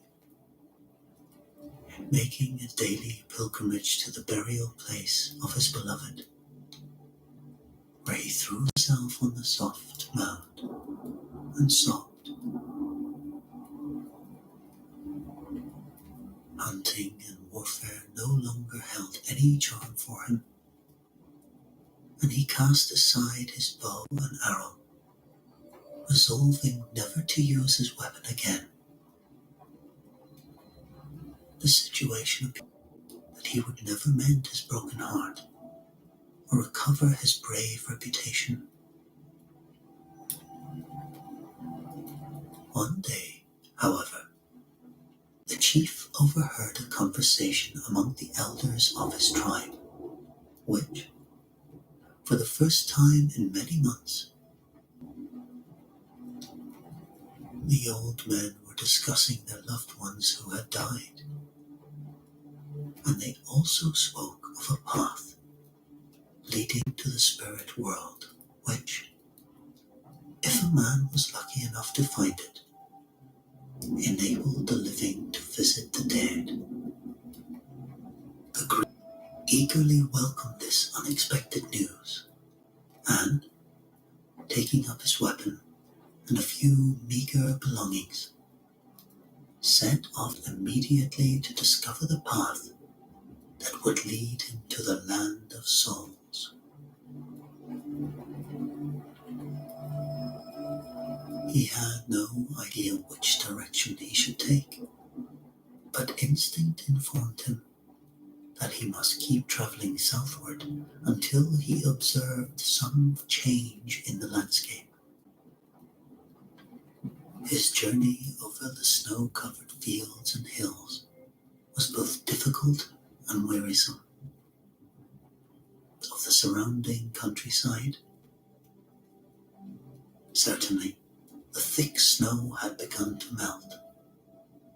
The sky, too, was of a more radiant blue, and the trees had begun to reveal tiny leaf buds. Moving onwards, as if by enchantment, delicate and colourful flowers emerged from the soil. Birds began to chirp sweet melodies, and the air grew warm and fragrant. The young chief's heart began to beat with excitement, for he knew that he must be nearing the land of souls. A rugged path wound its way through the trees of the spreading forest before him, and he felt sure that he must follow this path. Passing through a dark grove, he came upon a little lodge set high up on a hill. In the doorway stood an old man, his hair as white as snow, and his eyes as bright as sapphires. He wore a robe of swan skin, and in his right hand he carried a long staff with which he beckoned the young chief forward. "I have been expecting you," said the old man.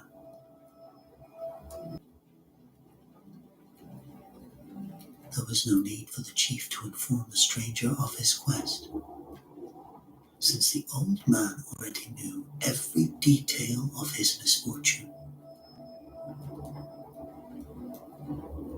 "Only a few days ago, the beautiful woman you seek rested here within my lodge," he said to the chief. "Now she has gone to the land of souls. You can follow her there if you do as I say, and listen carefully to my counsel. Nor will your bow and arrow be of any use," the old man told him. "Leave them here, and they will be returned to you when we meet again. I must warn you, though, that this journey ahead is a perilous one. You now stand at the border of the land of souls, and you must cross that vast lake beyond to reach the island of the blessed, where it will be possible for you to visit your loved one again." The young chief, who was in no way frightened by the old man's words of caution, grew impatient to be on his way once more. He found, as he travelled onwards, that the forests, rivers, and mountains had taken on an almost ethereal quality. Animals bounded along gleefully by his side, and as he moved swiftly through thickets and dense woodlands, he realized that he was through the air in the land of souls. It was not long before he reached the broad lake the old man described to him. Gay island, shimmering in the midday sun. A canoe of white shining stone lay tied upon the shore, and the chief lost no time jumping aboard it. He was just about to pull away in the direction of the island when he was struck by a powerful sense that he was no longer alone on the water.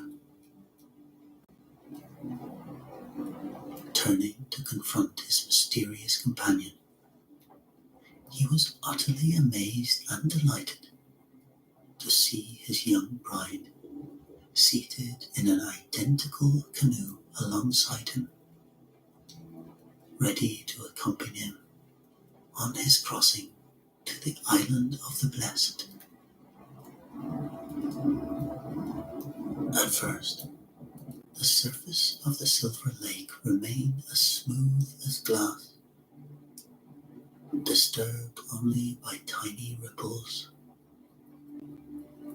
But then, as the couple approached the halfway mark, the waves of the lake began to swell dramatically in size and strength. The water now changed to a steely grey colour, and as the young chief peered over the side of his canoe, he was shocked to discover several human skulls floating on the spray. He remembered the old man's words, that it would be a hazardous journey, and thought now of those who had attempted it before him, battling on bravely, yet eventually drowning in the furious tempest. Though he was filled with terror and fear for the safety of both himself and his bride, the young chief did not alter his course, but continued to row boldly towards the shore. The Master of Life kept a watchful eye on them from above, and knowing that they were innocent children whose deeds in life had been free of evil, he decreed that they should reach the island unharmed. The water grew calm, and the young couple at last felt their canoes grating on the golden sand. Leaping onto the island, they embraced each other, shedding many tears of relief and joy. Then, as they stood hand, the air itself was like an exquisite mouth-watering food sent to nourish and strengthen them. Walking through the beautiful countryside, they could find no trace of suffering or sadness, no cold or discomfort, no war or destruction. For 3 days and 3 nights, the young lovers remained free. Was awoken by a gentle voice calling to him on the breeze. Your time has not yet come, whispered the Master of Life. You must return to your own people and fulfill your mortal destiny. Rule them wisely and well, for they need your guidance at this time. And when you have completed your duty to them, you may return here and join forever the bride you must now abandon. The young chief rose obediently, and making his way to the old man's lodge on the far side of the lake, re-entered the body he had left behind. Although he was heavy-hearted, he was not resentful of his departure, but he felt honored that the Master of Life had intervened to set him on the correct path. Returning to his people, the young chief became a just and kindly ruler, winning the admiration and loyalty of all who knew him. Often, at the end of a long hunt, he would call for a great fire to be built, and ordering his people to sit around it, he would tell them of the land he knew he would follow once more, as soon as he had served his time as father to his people.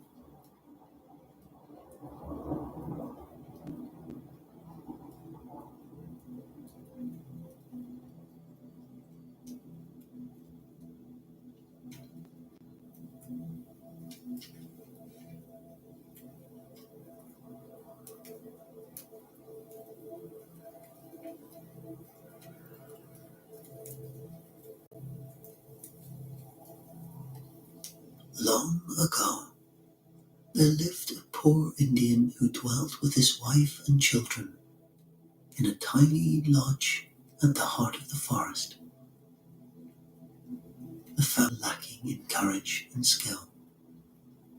There were often times when he returned home without provisions, so that his wife and children had only the leaves on the trees to satisfy their hungers. The eldest son of the family, a boy of 14, had inherited the same kind and gentle disposition as his father, and as he watched the old man struggle to take care of all of them, he longed only for the time when he would be able to help out in some way. At last, the young boy reached the age of the great fast, when he was obliged to shut himself away without food, praying night and day to the Great Spirit in preparation for the coming of his spirit guide and guardian through life. This solemn and sacred event demanded that he empty his mind and heart of every evil thought on the generosity of the Great Spirit, who never ceased to provide mankind with everything good and wholesome. As he roamed the fields and mountains during the first few days of his retreat, he was deeply moved by the beauty of his surroundings. The glorious flowers, succulent berries, and he felt a strong desire to make his own contribution to this remarkable world.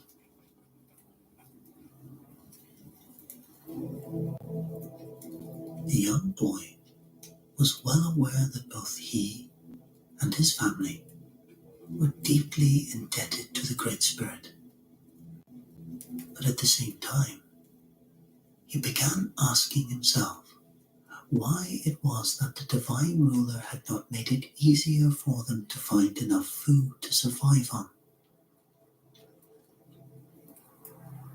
Himself, the Great Spirit will reveal to me in a dream the means by which I can ease the hardship my family now suffers. And so, with that, he lay down and kept to his bed for a full day and night.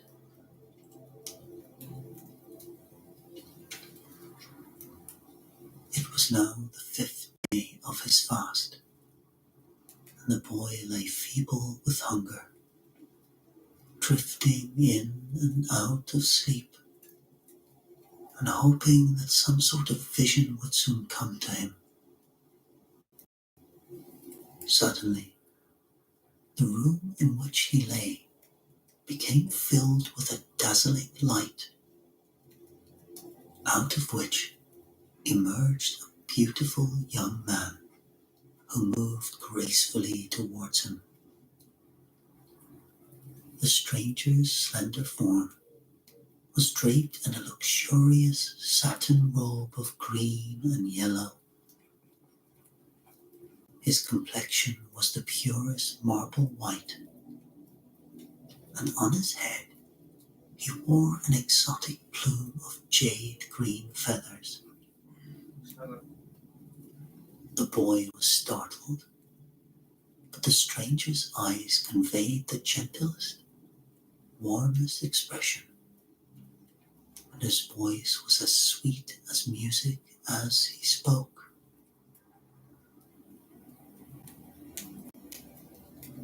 The Great Spirit has been listening to your prayers, he said softly. He understands how deeply you care for your family, and he knows that you have always been a loyal and obedient child.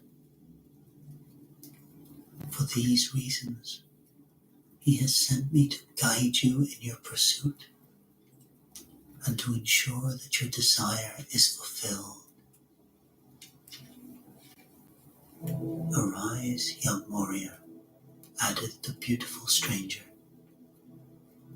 and prepare yourself to wrestle with me, for such is the wish of the Great Spirit.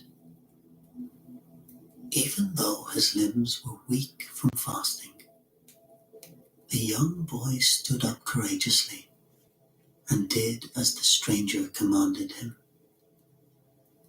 The struggle which followed was long and punishing, and at length the boy began to grow faint. But just at this precise moment, The stranger called a halt to the conflict, promising to return on the following day when the boy had replenished his strength. At exactly the same hour next morning, the celestial visitor reappeared, and the two took up fighting once more.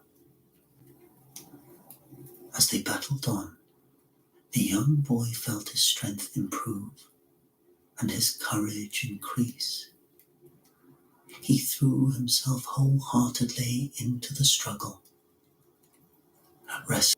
The latter was forced to cry out in pain. "You have certainly proven your worth today," the stranger declared.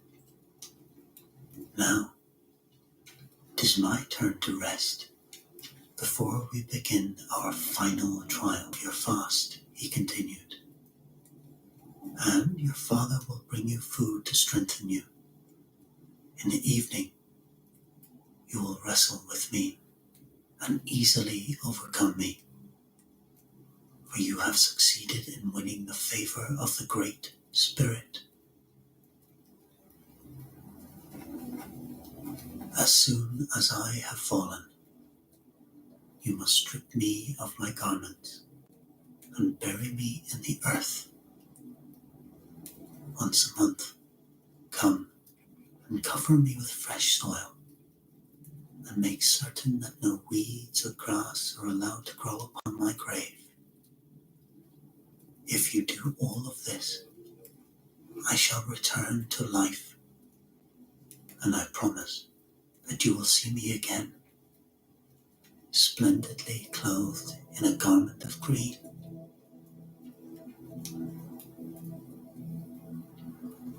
The stranger had no sooner spoken these words than he vanished into thin air, leaving his opponent to fathom the meaning of all that he had been told.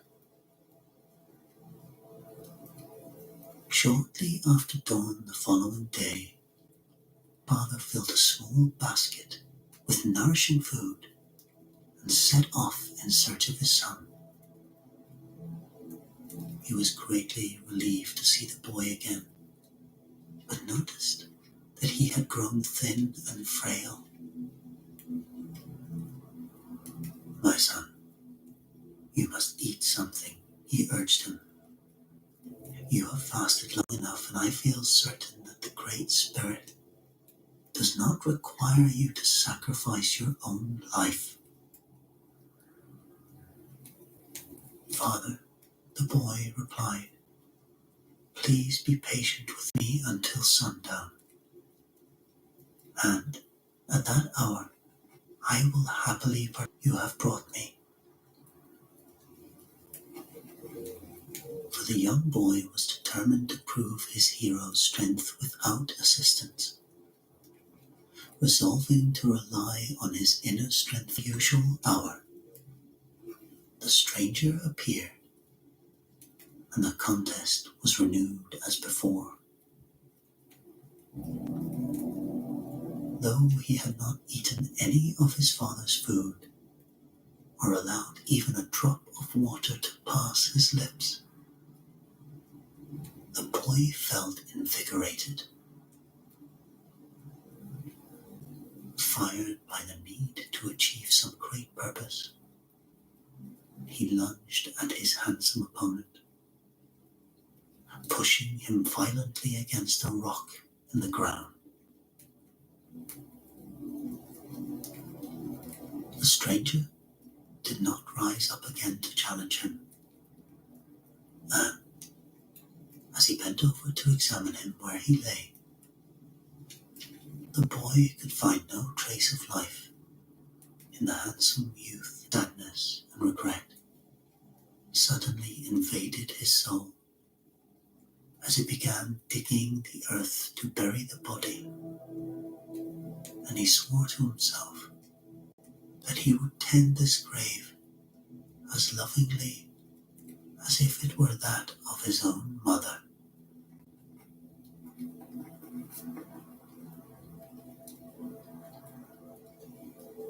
Throughout the spring which followed, the boy never once allowed a day to slip past without visiting the burial place of his friend. He stooped and carefully weeded out the grass and carried fresh soil up the mountain to replace the old, just as he vowed he would. By summertime, tiny green shoots began to appear in the earth, but because they so reminded the young boy of the feather plume his visitor always wore, he was loath to remove them, and so continued to rise in height. The days and weeks passed by, and during all of this time, the boy never once revealed to a single soul the purpose of his regular excursions up into the mountains. Then, one day, he gingerly approached his father, requesting that he follow him on his mysterious ramble.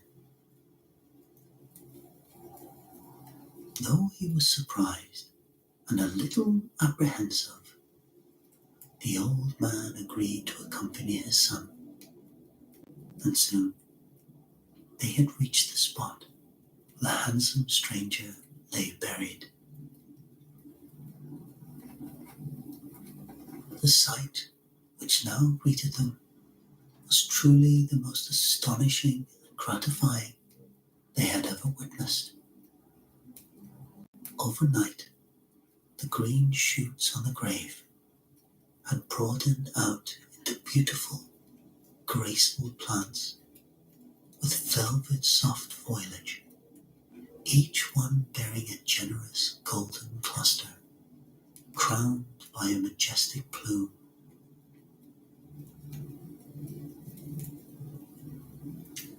Leaping for joy, "It is my friend, the friend of my vision, who promised he would return to me."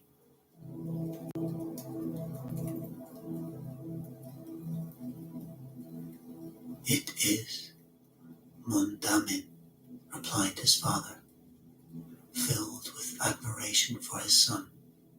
"It is the spirit crane the old ones have sometimes spoken of, the Indian corn, which the merciful Master has sent to nourish us because he is greatly pleased with you." And the two began to gather the golden ears of corn, tearing away the green husks from the stalks, as once the young boy had torn away the garments of his extraordinary wrestling companion. The people no longer depended entirely on hunting, and were blessed with beautiful fields of healthy grain, which they harvested every year, just as soon as the long hot summer had begun to fade into autumn.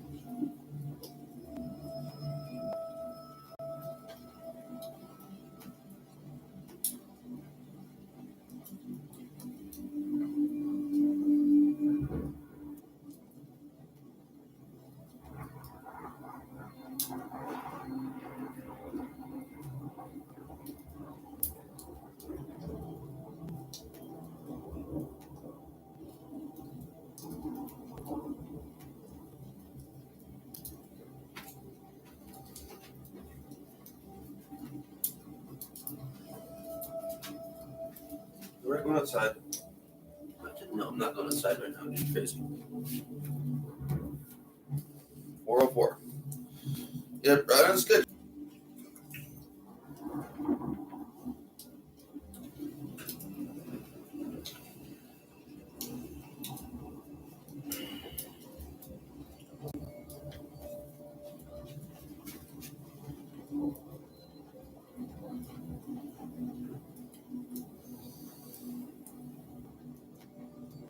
God subordinated to the heavenly ones sits uneasily with similarly the emphasis on martial valor and the frequent staging of the values of war and conflict, even as it aspires to peace and harmony. Yet given the current state of the 21st century, are we really more civilized or less violent than they were? Yet these tensions and contradictions are perhaps inevitable in any attempt to envision a perfect city or a fully harmonized cosmos. What makes Plato and grounded in the realities of human nature? No, Taran, you are. I believe you are, Taran. The Athenian strange treatment of Pluto and the laws can be seen as a culmination of the themes and ideas that Plato has been developing throughout his dialogues. From the Phaedo's vision of death as a liberation of the soul, to the Republic's portrayal of Pluto as a just and enlightened judge, to the Gorgias's emphasis on the importance of living a virtuous life, of this complex and by his deepest philosophical and ethical commitments. By honoring Pluto as a friend and a guide, a patron of wisdom, and a reminder of the mysteries of death and rebirth, the citizens of Plato's ideal city would cultivate a more profound and harmonious relationship with the divine, the natural world, and their own deeper selves. It is an invitation to reflect on our own values and commitments, and to strive for a way of life that is guided by wisdom, justice, and a deep reverence for the gods and the natural order. Lastly, in Epinomis, we find a fascinating discussion and achieving wisdom. The Athenians strongly argue behind their motions. This idea of the celestial bodies as embodiments of divine reason and order is a fitting capstone to Plato's treatment of Pluto and the other gods throughout his dialogue. Just as Pluto is portrayed as a wise and just ruler of the afterlife, overseeing the proper, so too are the planets and stars seen as rational and benevolent forces guiding and illuminating the lives of more mind to the deeper patterns and principles that govern the cosmos and cultivate. Although Plato could not have known about the existence of the distant planet that would later be named Pluto, there is a curious resonance between his portrayal of the god Pluto and the astrological. In modern astrology, Pluto is often seen as a powerful and transformative force associated with the mysteries of death and rebirth, the depths of the psyche, and the process of spiritual evolution and regeneration. These themes echo the various depictions of Pluto that we have encountered in Plato's dialogues, from the wise and just judge of the afterlife in the Gorgias and the Republic, to the friend and benefactor of humans in the laws. In each case, Pluto is there when we confront the deepest mysteries of life and death, and asks us to cultivate the wisdom and virtue that will guide us through existence in its entirety. So perhaps it is fitting that the planet Pluto, though unknown to Plato himself, has come to be associated with many. By studying this distant and enigmatic system and beyond, we may gain a deeper appreciation for the beauty, order, and intelligence that permeate the cosmos, and a greater sense of our own place within this vast and wondrous universe. In this way, the Epinomis call to study the heavens can be seen as a fitting coda for Plato's philosophical and mythological explorations of Pluto and the other gods. By turning our gaze upwards and contemplating the divine principles that govern the motions of the stars and purpose. And so we may find ourselves not only with a greater appreciation for the richness and depth of ancient Greek thought, but also with a renewed sense of wonder and awe at the beauty and complexity of the universe we inhabit. By embracing the study of astronomy and the philosophical and spiritual insights it can offer, we may come closer to the ideal of the wise and virtuous life that Plato so passionately advocated, and to a deeper and more harmonious relationship with the divine forces that shape our world and our lives. Handsome. Having explored Plato's views on Pluto and Hades across several of his dialogues, it's illuminating to turn our gaze back to one of the earliest and most influential depictions of this deity in Greek literature. He's a Homer's kitty. Iliad. Hungry Composed centuries kitty. before Plato's time, Wants the some Iliad is a food. meal in all of this infinite entendre. Throughout the epic, Pluto is invoked as a powerful and ominous presence, the ruler of the Going underworld for and the inexorable destination of the dead. His gloomy reign is a constant spectre that hangs over the battles and bloodshed of the Trojan War, a reminder of the ultimate fate that awaits even the greatest of heroes. In the very opening lines of the poem, Homer sets the stage by declaring that Achilles' wrath hurled to Pluto's gloomy reign the souls of mighty chiefs untimely slain. This establishes Pluto's domain as the final resting place of the fallen, a realm of shadows to which the war's victims are consigned. There is a sense here that even in death, the shades of the departed can take solace in the fulfillment of earthly oaths and the settling of scores. Look at that smile That on the your fucking face, concerns of the people. living continue to hold sway in some form, even in the halls of There's Hades. smile over The there. Iliad is of the character's House mortality right over and there. the stark realities you. of death. In one potent Nice stuff, yeah. exchange, the Lycian king Sarpedon taunts a boastful foe with a reminder that his fate is to, by bravado, is thus undercut by the inevitability of his own demise and the grim prospect of joining the legions of the dead. In another memorable passage, Juno laments the favoritism shown by Zeus to the Trojans, recalling how she once interceded on Hercules' behalf when he ventured to grim Pluto's gloomy gates. Here, the underworld is presented as a dark and forbidding place, a realm of terror that even the greatest hero barely escapes. Pluto himself is memorably described in a speech by Agamemnon, who declares, Pluto, the grisly god who never spares, who feels no mercy and who hears no prayers. This chilling portrait emphasizes Pluto's implacable nature, his association with death and the underworld, and his status as a feared and loathed deity among humankind. Homer also highlights Pluto in the face of Zeus's attempts at domination. Three brother deities from Saturn came, and ancient Rhea, Earth's immortal dame, assigned below, o'er the wide clouds and o'er the starry plain, ethereal main. My court beneath the hoary waves I keep, and hush the roarings of the sacred deep. Olympus and this earth in common lie, what claim has here the tyrant of the sky? This passage establishes Pluto as one of the three great brothers who divide the rule of the cosmos, holding sway over the underworld, just as Zeus commands the heavens and Poseidon the seas. In perhaps the most vivid and unsettling invocation of Pluto, Homer describes the god's reaction to the great battle between Achilles and Hector as the very earth shakes with the fury of their clash. Deep in the dismal regions of the dead, the infernal monarch reared his horrid head, leaped from his throne, lest Neptune's arm should lay his dark dominions open to the day, and pour in light on Pluto's drear abodes, abhorred by men and dreadful even to gods. Here, Pluto is portrayed as a fearsome and almost grotesque figure, startled from his throne by the tumult above and terrified at the prospect of his shadowy realm being exposed to the light of day. Yet for all the dread and horror associated with Pluto's domain, the Iliad also hints at a strange sort of comfort or satisfaction to be found in the Oculus. The grieving Achilles declares, All hail, Patroclus, let thy honoured ghost hear and rejoice on Pluto's dreary coast. Behold, Achilles' promise is complete, the bloody Hector stretched before thy feet. There is a sense here that even in death, the shades of the departed can take solace in the fulfillment of earthly oaths and the settling of scores, that the concerns of the living continue to hold sway in some form, even in the halls of Hades. Your sole defense, your guardian power is gone. I see your blood, the fields of Phrygia drawn. I see the ruins of your smoking town. Oh, send me, gods, ere that sad day shall come, a willing ghost to Pluto's dreary dome.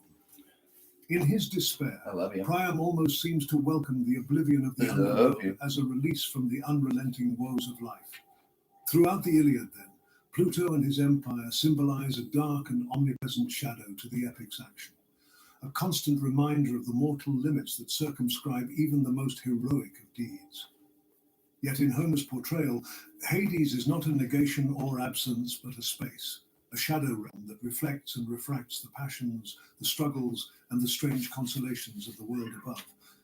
In this sense, Homer's Pluto anticipates some of the themes and ideas that Plato will later develop in his more philosophical and allegorical treatments, with its suggestions of a strange half-life for the shades of the dead, finds echoes in Plato's myths of the afterlife and his notion of Hades as a space of judgment, purgation, and spiritual transformation.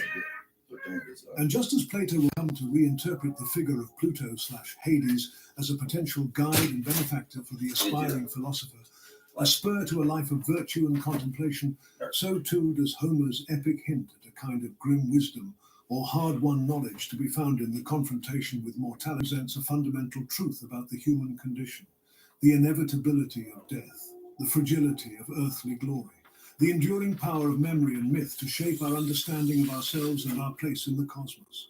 In the final analysis, Homer's vivid and haunting portrayal of Pluto and the underworld in the Iliad stands as a major reference point for classical mythology. There is one that has written an important foundation and impersonating God, Pluto. Now let us turn our attention to another key text in the mythological, composed sometime in the 7th or 6th century BCE. This hymn offers a rich and evocative account of figure in the narrative. He is first mentioned in line 2, where he is described as seizing Persephone, setting in motion the main conflict of the story.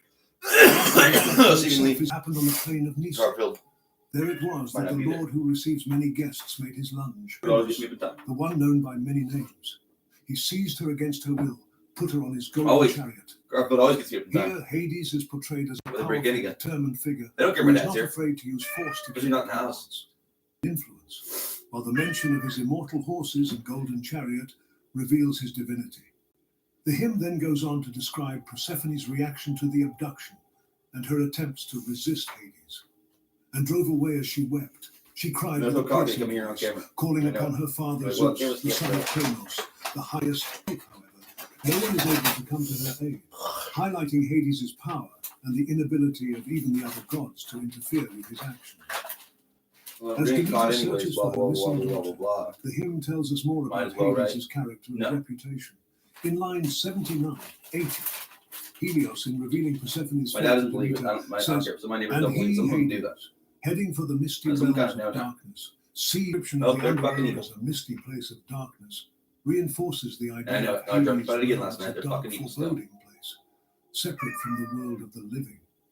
Then he assured Demeter about Hades as a son-in-law, saying, 'But I urge you, goddess, stop your loud cry of lamentation. You should not have an anger without bounds, all in vain. It is not unseemly to have of all the immortals such a son-in-law as Hades, the one who makes many Senator.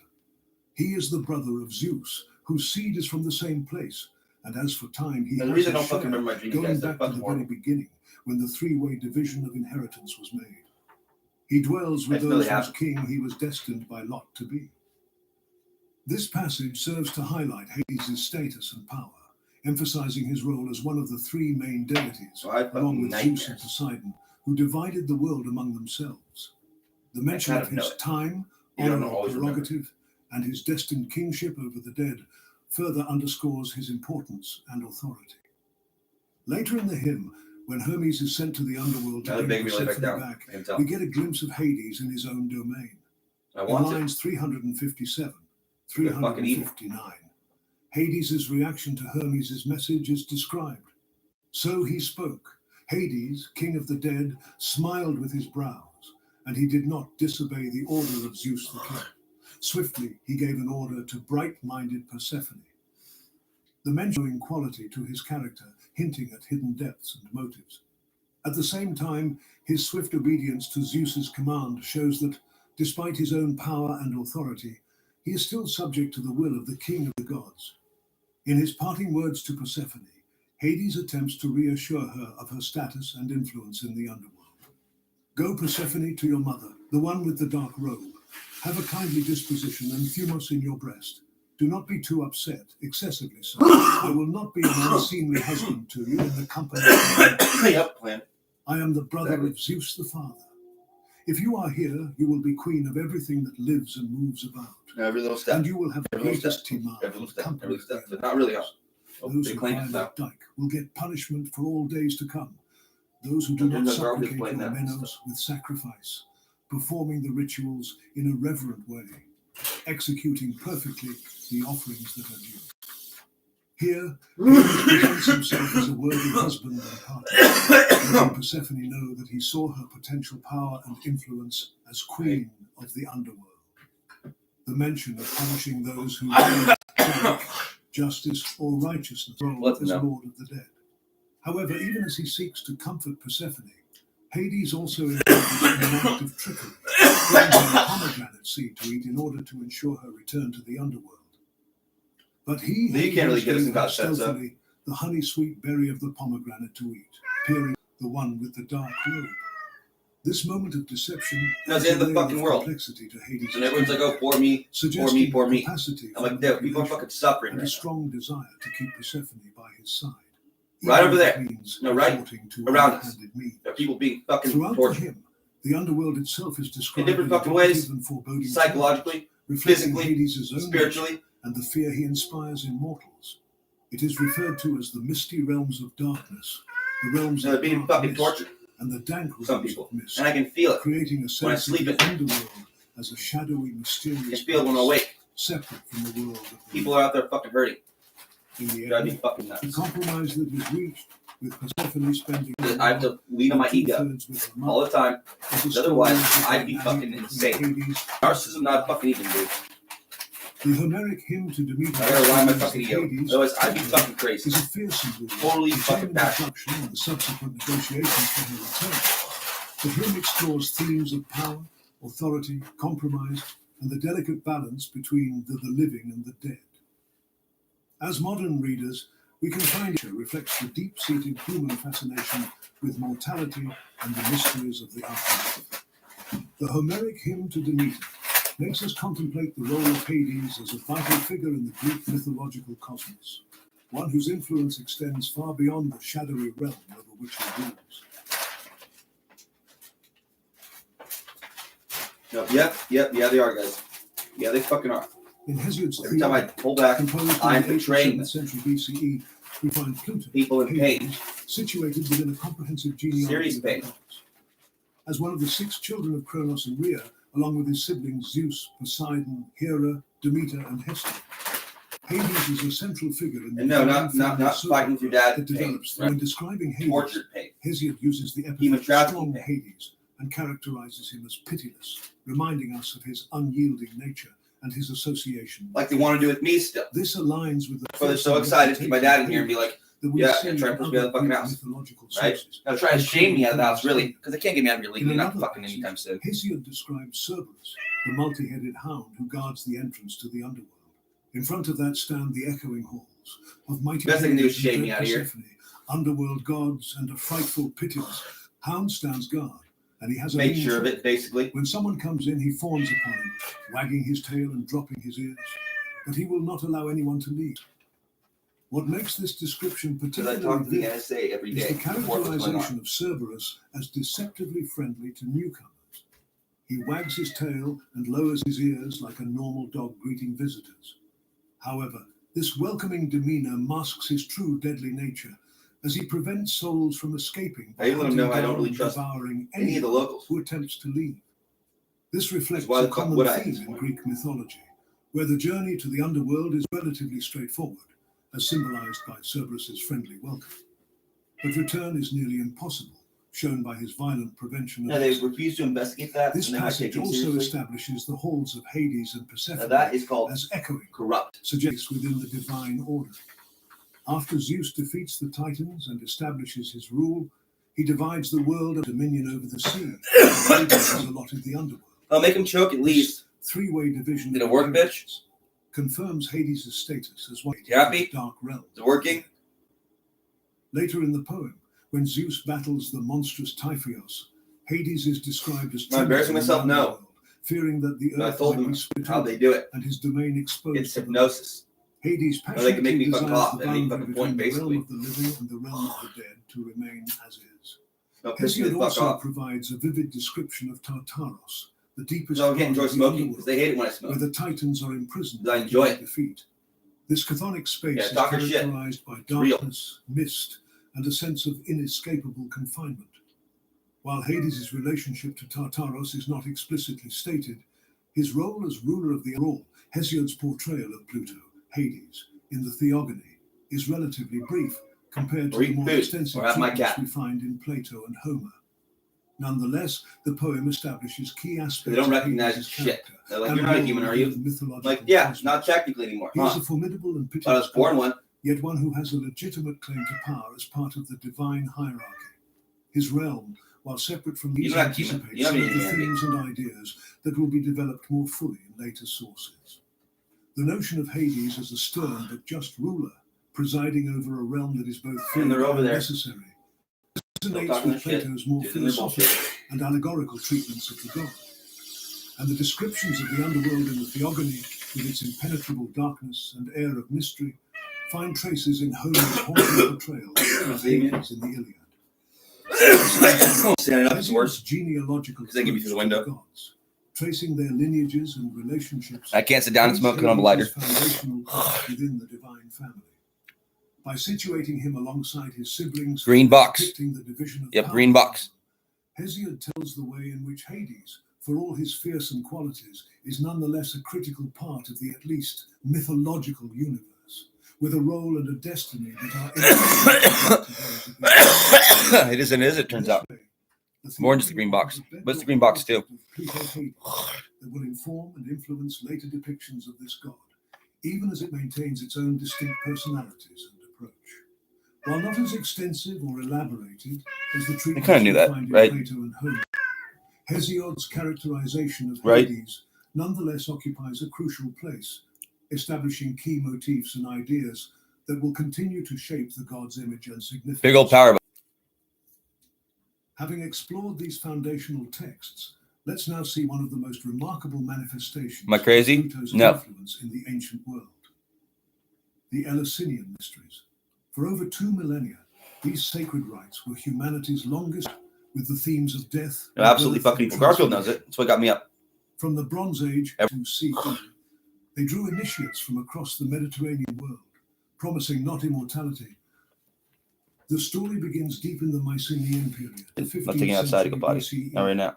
Even the name Eleusis, before Plato wrote his dialogue, Anyways, people were already gathering Yeah, at this sacred site to contemplate the mysteries of death and rebirth. The physical heart of these mysteries was the Telesterion, the great hall of initiation. Like the tradition itself, it grew and evolved, being built and rebuilt multiple times over the centuries. What began as a simple megaron eventually became a massive temple that could hold thousands of initiates. Under Roman rule, it could accommodate 3,000 people at once. Imagine remarkably structured. It began with the lesser mysteries in the month of Anthesterion, our February or March, near Athens at Agrai. Here, initiates would purify themselves in the river Ilissos and sacrifice a piglet to Demeter and Persephone. Only then could they become Maestai, eligible for the greater mysteries in Boedromion, September or October. Greater mysteries. This was a precisely choreographed 9-day journey into the depths of divine experience. The first day brought the proresis, when the Hierophants declared the official start. On the second day, initiates purified themselves in the sea. This was the Halade Mistai. Sacrifices to Demeter followed. Then the secret ceremonies within the Telesterion occupied 3 days, concluding with the Plemokoi, libation rituals that marked the end. The priesthood that maintained these rites was as carefully structured as the ceremonies themselves. The Eumolpidae family provided the Hierophant, the high priest who alone could enter the Anacteron. The Kerikis supplied the Daduchos, the torchbearer. 2 priestesses, known as the Hierophantides, served Demeter and Persephone, while the Melissa, the bee priestesses, maintained lives of absolute purity. But what actually happened within those sacred walls? Here we encounter the central paradox of the mysteries. Their power lay partly in their secrecy. We know there was the Geist, a sacred chest containing unknown objects. We know of the Kalathos, a basket possibly holding agricultural symbols. The Kaikion, that enigmatic ritual drink of barley, water, and mint, played a crucial role. But the core experience, what happened in the darkness of the Telesterion, remained unspoken. What we do know is that it involved a syzygy of darkness and light, created by the movement of torches. Sacred sounds and music, the dromina, things done as an ear of grain reaped in silence. Like Pluto himself, the deeper you look into these mysteries, the more mysterious they become. The influence of these rites spread far beyond Greece. Roman emperors, Augustus, these transformative rites. Cicero would later write, "For among the many excellent and indeed divine institutions which your Athens has brought forth and contributed to human life, none, in my opinion, is better than those mysteries. For by their means, and as the rites are called initiation, and have gained the power not only to live happily, but also to die with a better hope." Sophocles declared that those who had seen the rites were thrice blessed. Think about what this means. For over 2,000 years, the most powerful and intelligent people in the Western world felt compelled to seek initiation into the mysteries of the invisible realm. They entered the telesterion as one person and emerged. Pluto himself was complex and evolving. While the mysteries centered on Demeter and Persephone, Pluto's presence was literally grounded in the site through the Plutonian, a natural cave considered an entrance to the underworld. Special rites honored him in the 12th month.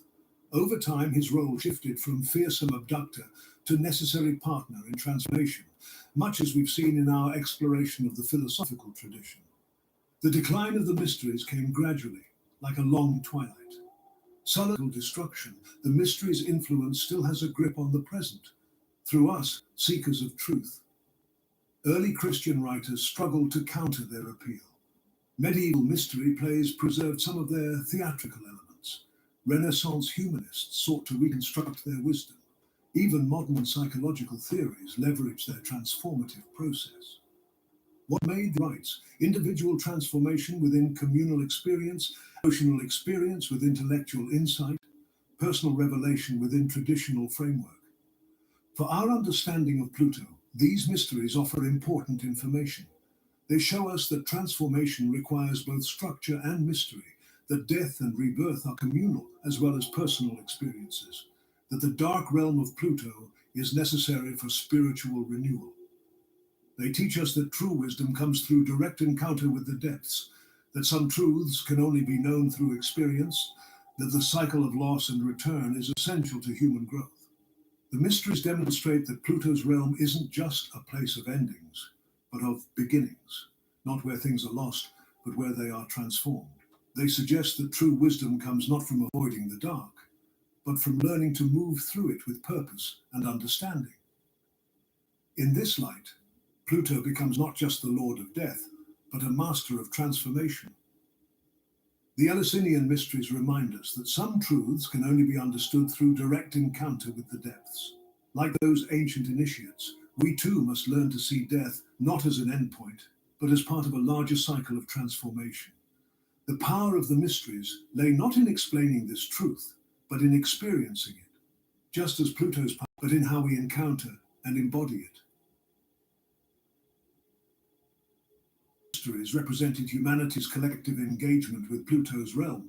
Then Orpheus embodies the individual's confrontation with the depths. His journey to the underworld is perhaps the most famous account of a mortal entering Pluto's domain and returning to tell the tale. And his personal descent into a universal pathway for transformation. The Orphic hymn to Pluto reveals a striking departure from the fearsome Homeric vision of the underworld's ruler, where Homer's illustrious king. The hymn recognizes him as terrestrial Jove, acknowledging his role not just as death's keeper, but as life's sustainer. For it is from his realm that abundant annual fruits emerge to nourish needy mortals. This transformation in perspective didn't come easily. Orpheus earned his insight through direct confrontation with death's reality in his failed attempt to rescue Eurydice. Yet what appears as failure on the personal level became triumph on the spiritual plane. For it was this very descent that gave birth to the Orphic mysteries, teachings that would influence Greek thought for centuries to come. The Orphic tradition presents Pluto, its secret gates unlocking, deep and strong. This image between surface and depth, between manifest and hidden realities. He is described as dispensator of unapparent works, a beautiful phrase suggesting his governance over all invisible processes of transformation. What makes the Orphic view particularly significant is its integration of depths of night and a wholly honored light. He rules both dire, inexorable hell and is called terrestrial Jove, suggesting a unity between upper and lower realms that transcends simple dualities. This synthesis reflects Orpheus's own journey, the poet who descended into darkness carrying Apollo's light, whose lyre music bridged the gap between other than violence. The destination is specifically Eleusis, till Eleusina's city rose to view. This recognized the same profound truth, that the descent into darkness with an invocation to Pluto as one whom sacred poets and their hymns delight. This is a far cry from Homer's dreaded ruler who never smiles. The Orphic Pluto appreciates poetry, suggesting that artistic creation itself might serve as a form of initiated descent, a way of accessing the transformative powers of the depths without physically entering the underworld. Transformation. Like Dionysus himself, Orpheus captures the Plutonic process. What appears as destruction on one about Pluto is that the journey into darkness, while necessary, need not be merely an experience of loss and deprivation. Through the power of art, the very powers that appear most understood, sources of renewal and expanded consciousness. This would inform everything from Dante's Divine Comedy to Jung's psychology of the unconscious. And of course, it's worth mentioning that Platonism and Pythagoreanism are Orphic in nature. The Orphic mysteries remind us our most cinematically vivid portrayal of the underworld and its king, presenting Let us begin with Ovid's masterful description of the underworld itself. There is a shelving path, shaded with dismal yew, which leads through profound silence to the infernal abodes. Here languid Styx exhales vapours, and the new-made ghosts descend this way, and phantoms when they have enjoyed funeral rites. Horror and winter possess these dreary regions far and wide, and the ghosts newly arrived know not where the way is that leads to the Stygian city. Ovid reveals a sophisticated society. The wide city has 1,000 passages, and gates open on every side, amount of people. Nor does it perceive the crowd to increase. The shades wander about, bloodless, without body and bones. And some throng the place of judgment, some the abode of the infernal prince. Some pursue various callings, judgments, and activities. Even those bound for punishment exist within a larger context of continuing existence. The story takes her conversation with Cupid reveals Ovid's innovation, making mother set apart one out of his 1,000 arrows, but one than which there is not any more sharp or less unerring, or this moment fundamentally changes the nature of what follows, the abduction. Not far from the walls of Henna, there is a lake of deep water, Pergus by a wood skirts the lake, surrounding it on every side, and with its foot her bosom, and is striving to outdo her companions of the same age and gathering. Almost at the same instant she is beheld, beloved, and seized by Pluto. In such great haste is love. He is on his chariot and encourages his horses, called each by his name. Ovid shows us how transformation works, even at the divine level. Jupiter's mediation between Pluto and Ceres establishes a cosmic pattern. But Jupiter, being the mediator between his brother and his disconsolate sister, divides the role appearance of both her mind and her countenance is changed. For the brow of the goddess, which of late might appear sad even to Pluto himself, is full of gladness, as the sun, which has lately been covered with watery clouds, when he comes forth from the clouds, now dispersed. This mention that even Pluto noticed Proserpina's sadness suggests a capacity for empathy in the Lord of the Dead, a far cry from Homer's implacable ruler. It's worth noting how Ovid builds his characterization. Ovid also shows how Pluto governs his realm. When Tisiphone, one of the Furies, is dispatched on a mission, we see the formal structures of underworld power, nor is the various functionaries that keep this mirror society running. The attention to bureaucratic detail makes the underworld feel more real, more substantial than previous portrayals. The transformative aspect of Pluto's realm appears even in its punishments. When describing the fate of certain shades, Ovid emphasizes not just suffering, but change. Some pursue various callings. In imitation of their former life, their own punishment confines others. This suggests that even punishment in the underworld serves a purpose. It transforms the soul through experience. Perhaps most remarkably, Ovid gives us a Pluto who himself is transformed by love. After being struck by Cupid's arrow, he becomes capable of feeling what mortals feel, of understanding the power of love and loss. This transformation doesn't make him less the king of the underworld. Rather, it makes him more complete. A state would inspire countless artists, from Dante to our own times. The idea that even the Lord of the Dead could be transformed by love, that the underworld itself could be a place that the Orphic tradition associated with Pluto. They maintained power over souls, but now it's purely punitive, without the transformative aspect central to the Eleusinian mysteries. This tells us something crucial about how medieval Christianity world as necessary parts of a larger cycle. Pluto's realm, which in classical thought contained both punishment and purification, blessing and curse, is reduced to a place of pure punishment. The Lord of necessary transformation becomes the enemy of all transformation. Plutus's collapse before Virgil's rebuke shows how material power can be deflated by spiritual authority. The city of Dis, with its demons masquerading as classical deities, reveals how ancient wisdom can be both preserved and that even the Lord of Change is subject to change.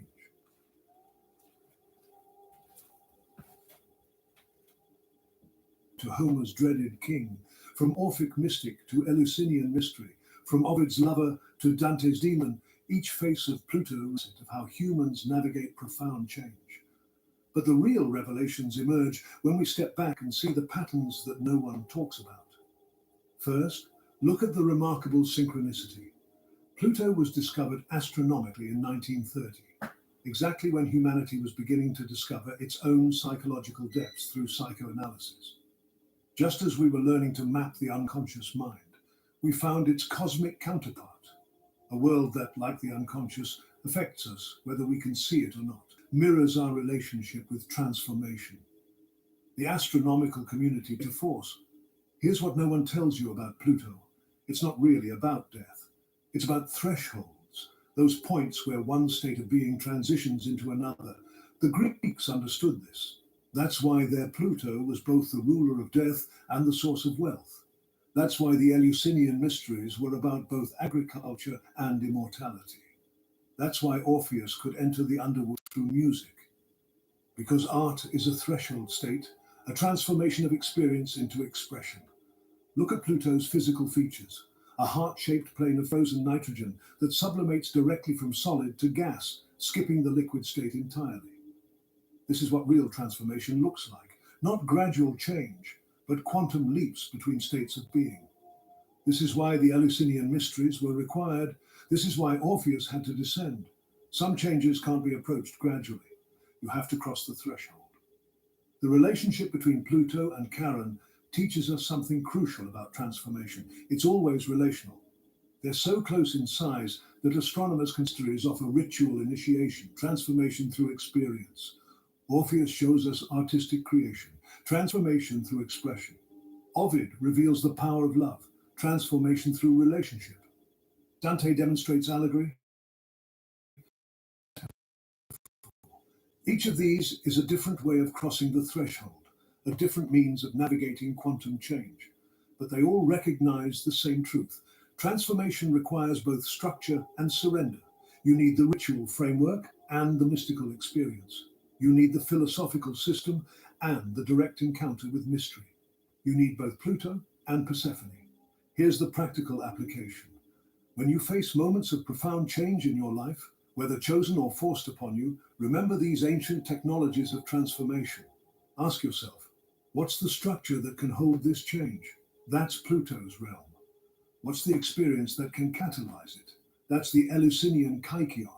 What's the art that can express it? That's Orpheus's lyre. What's the love that can sustain it? Gods went into hiding after their creation, and they didn't try to transform this world they were born from. To this day, these folk watching the world, or have fallen into an eternal sleep.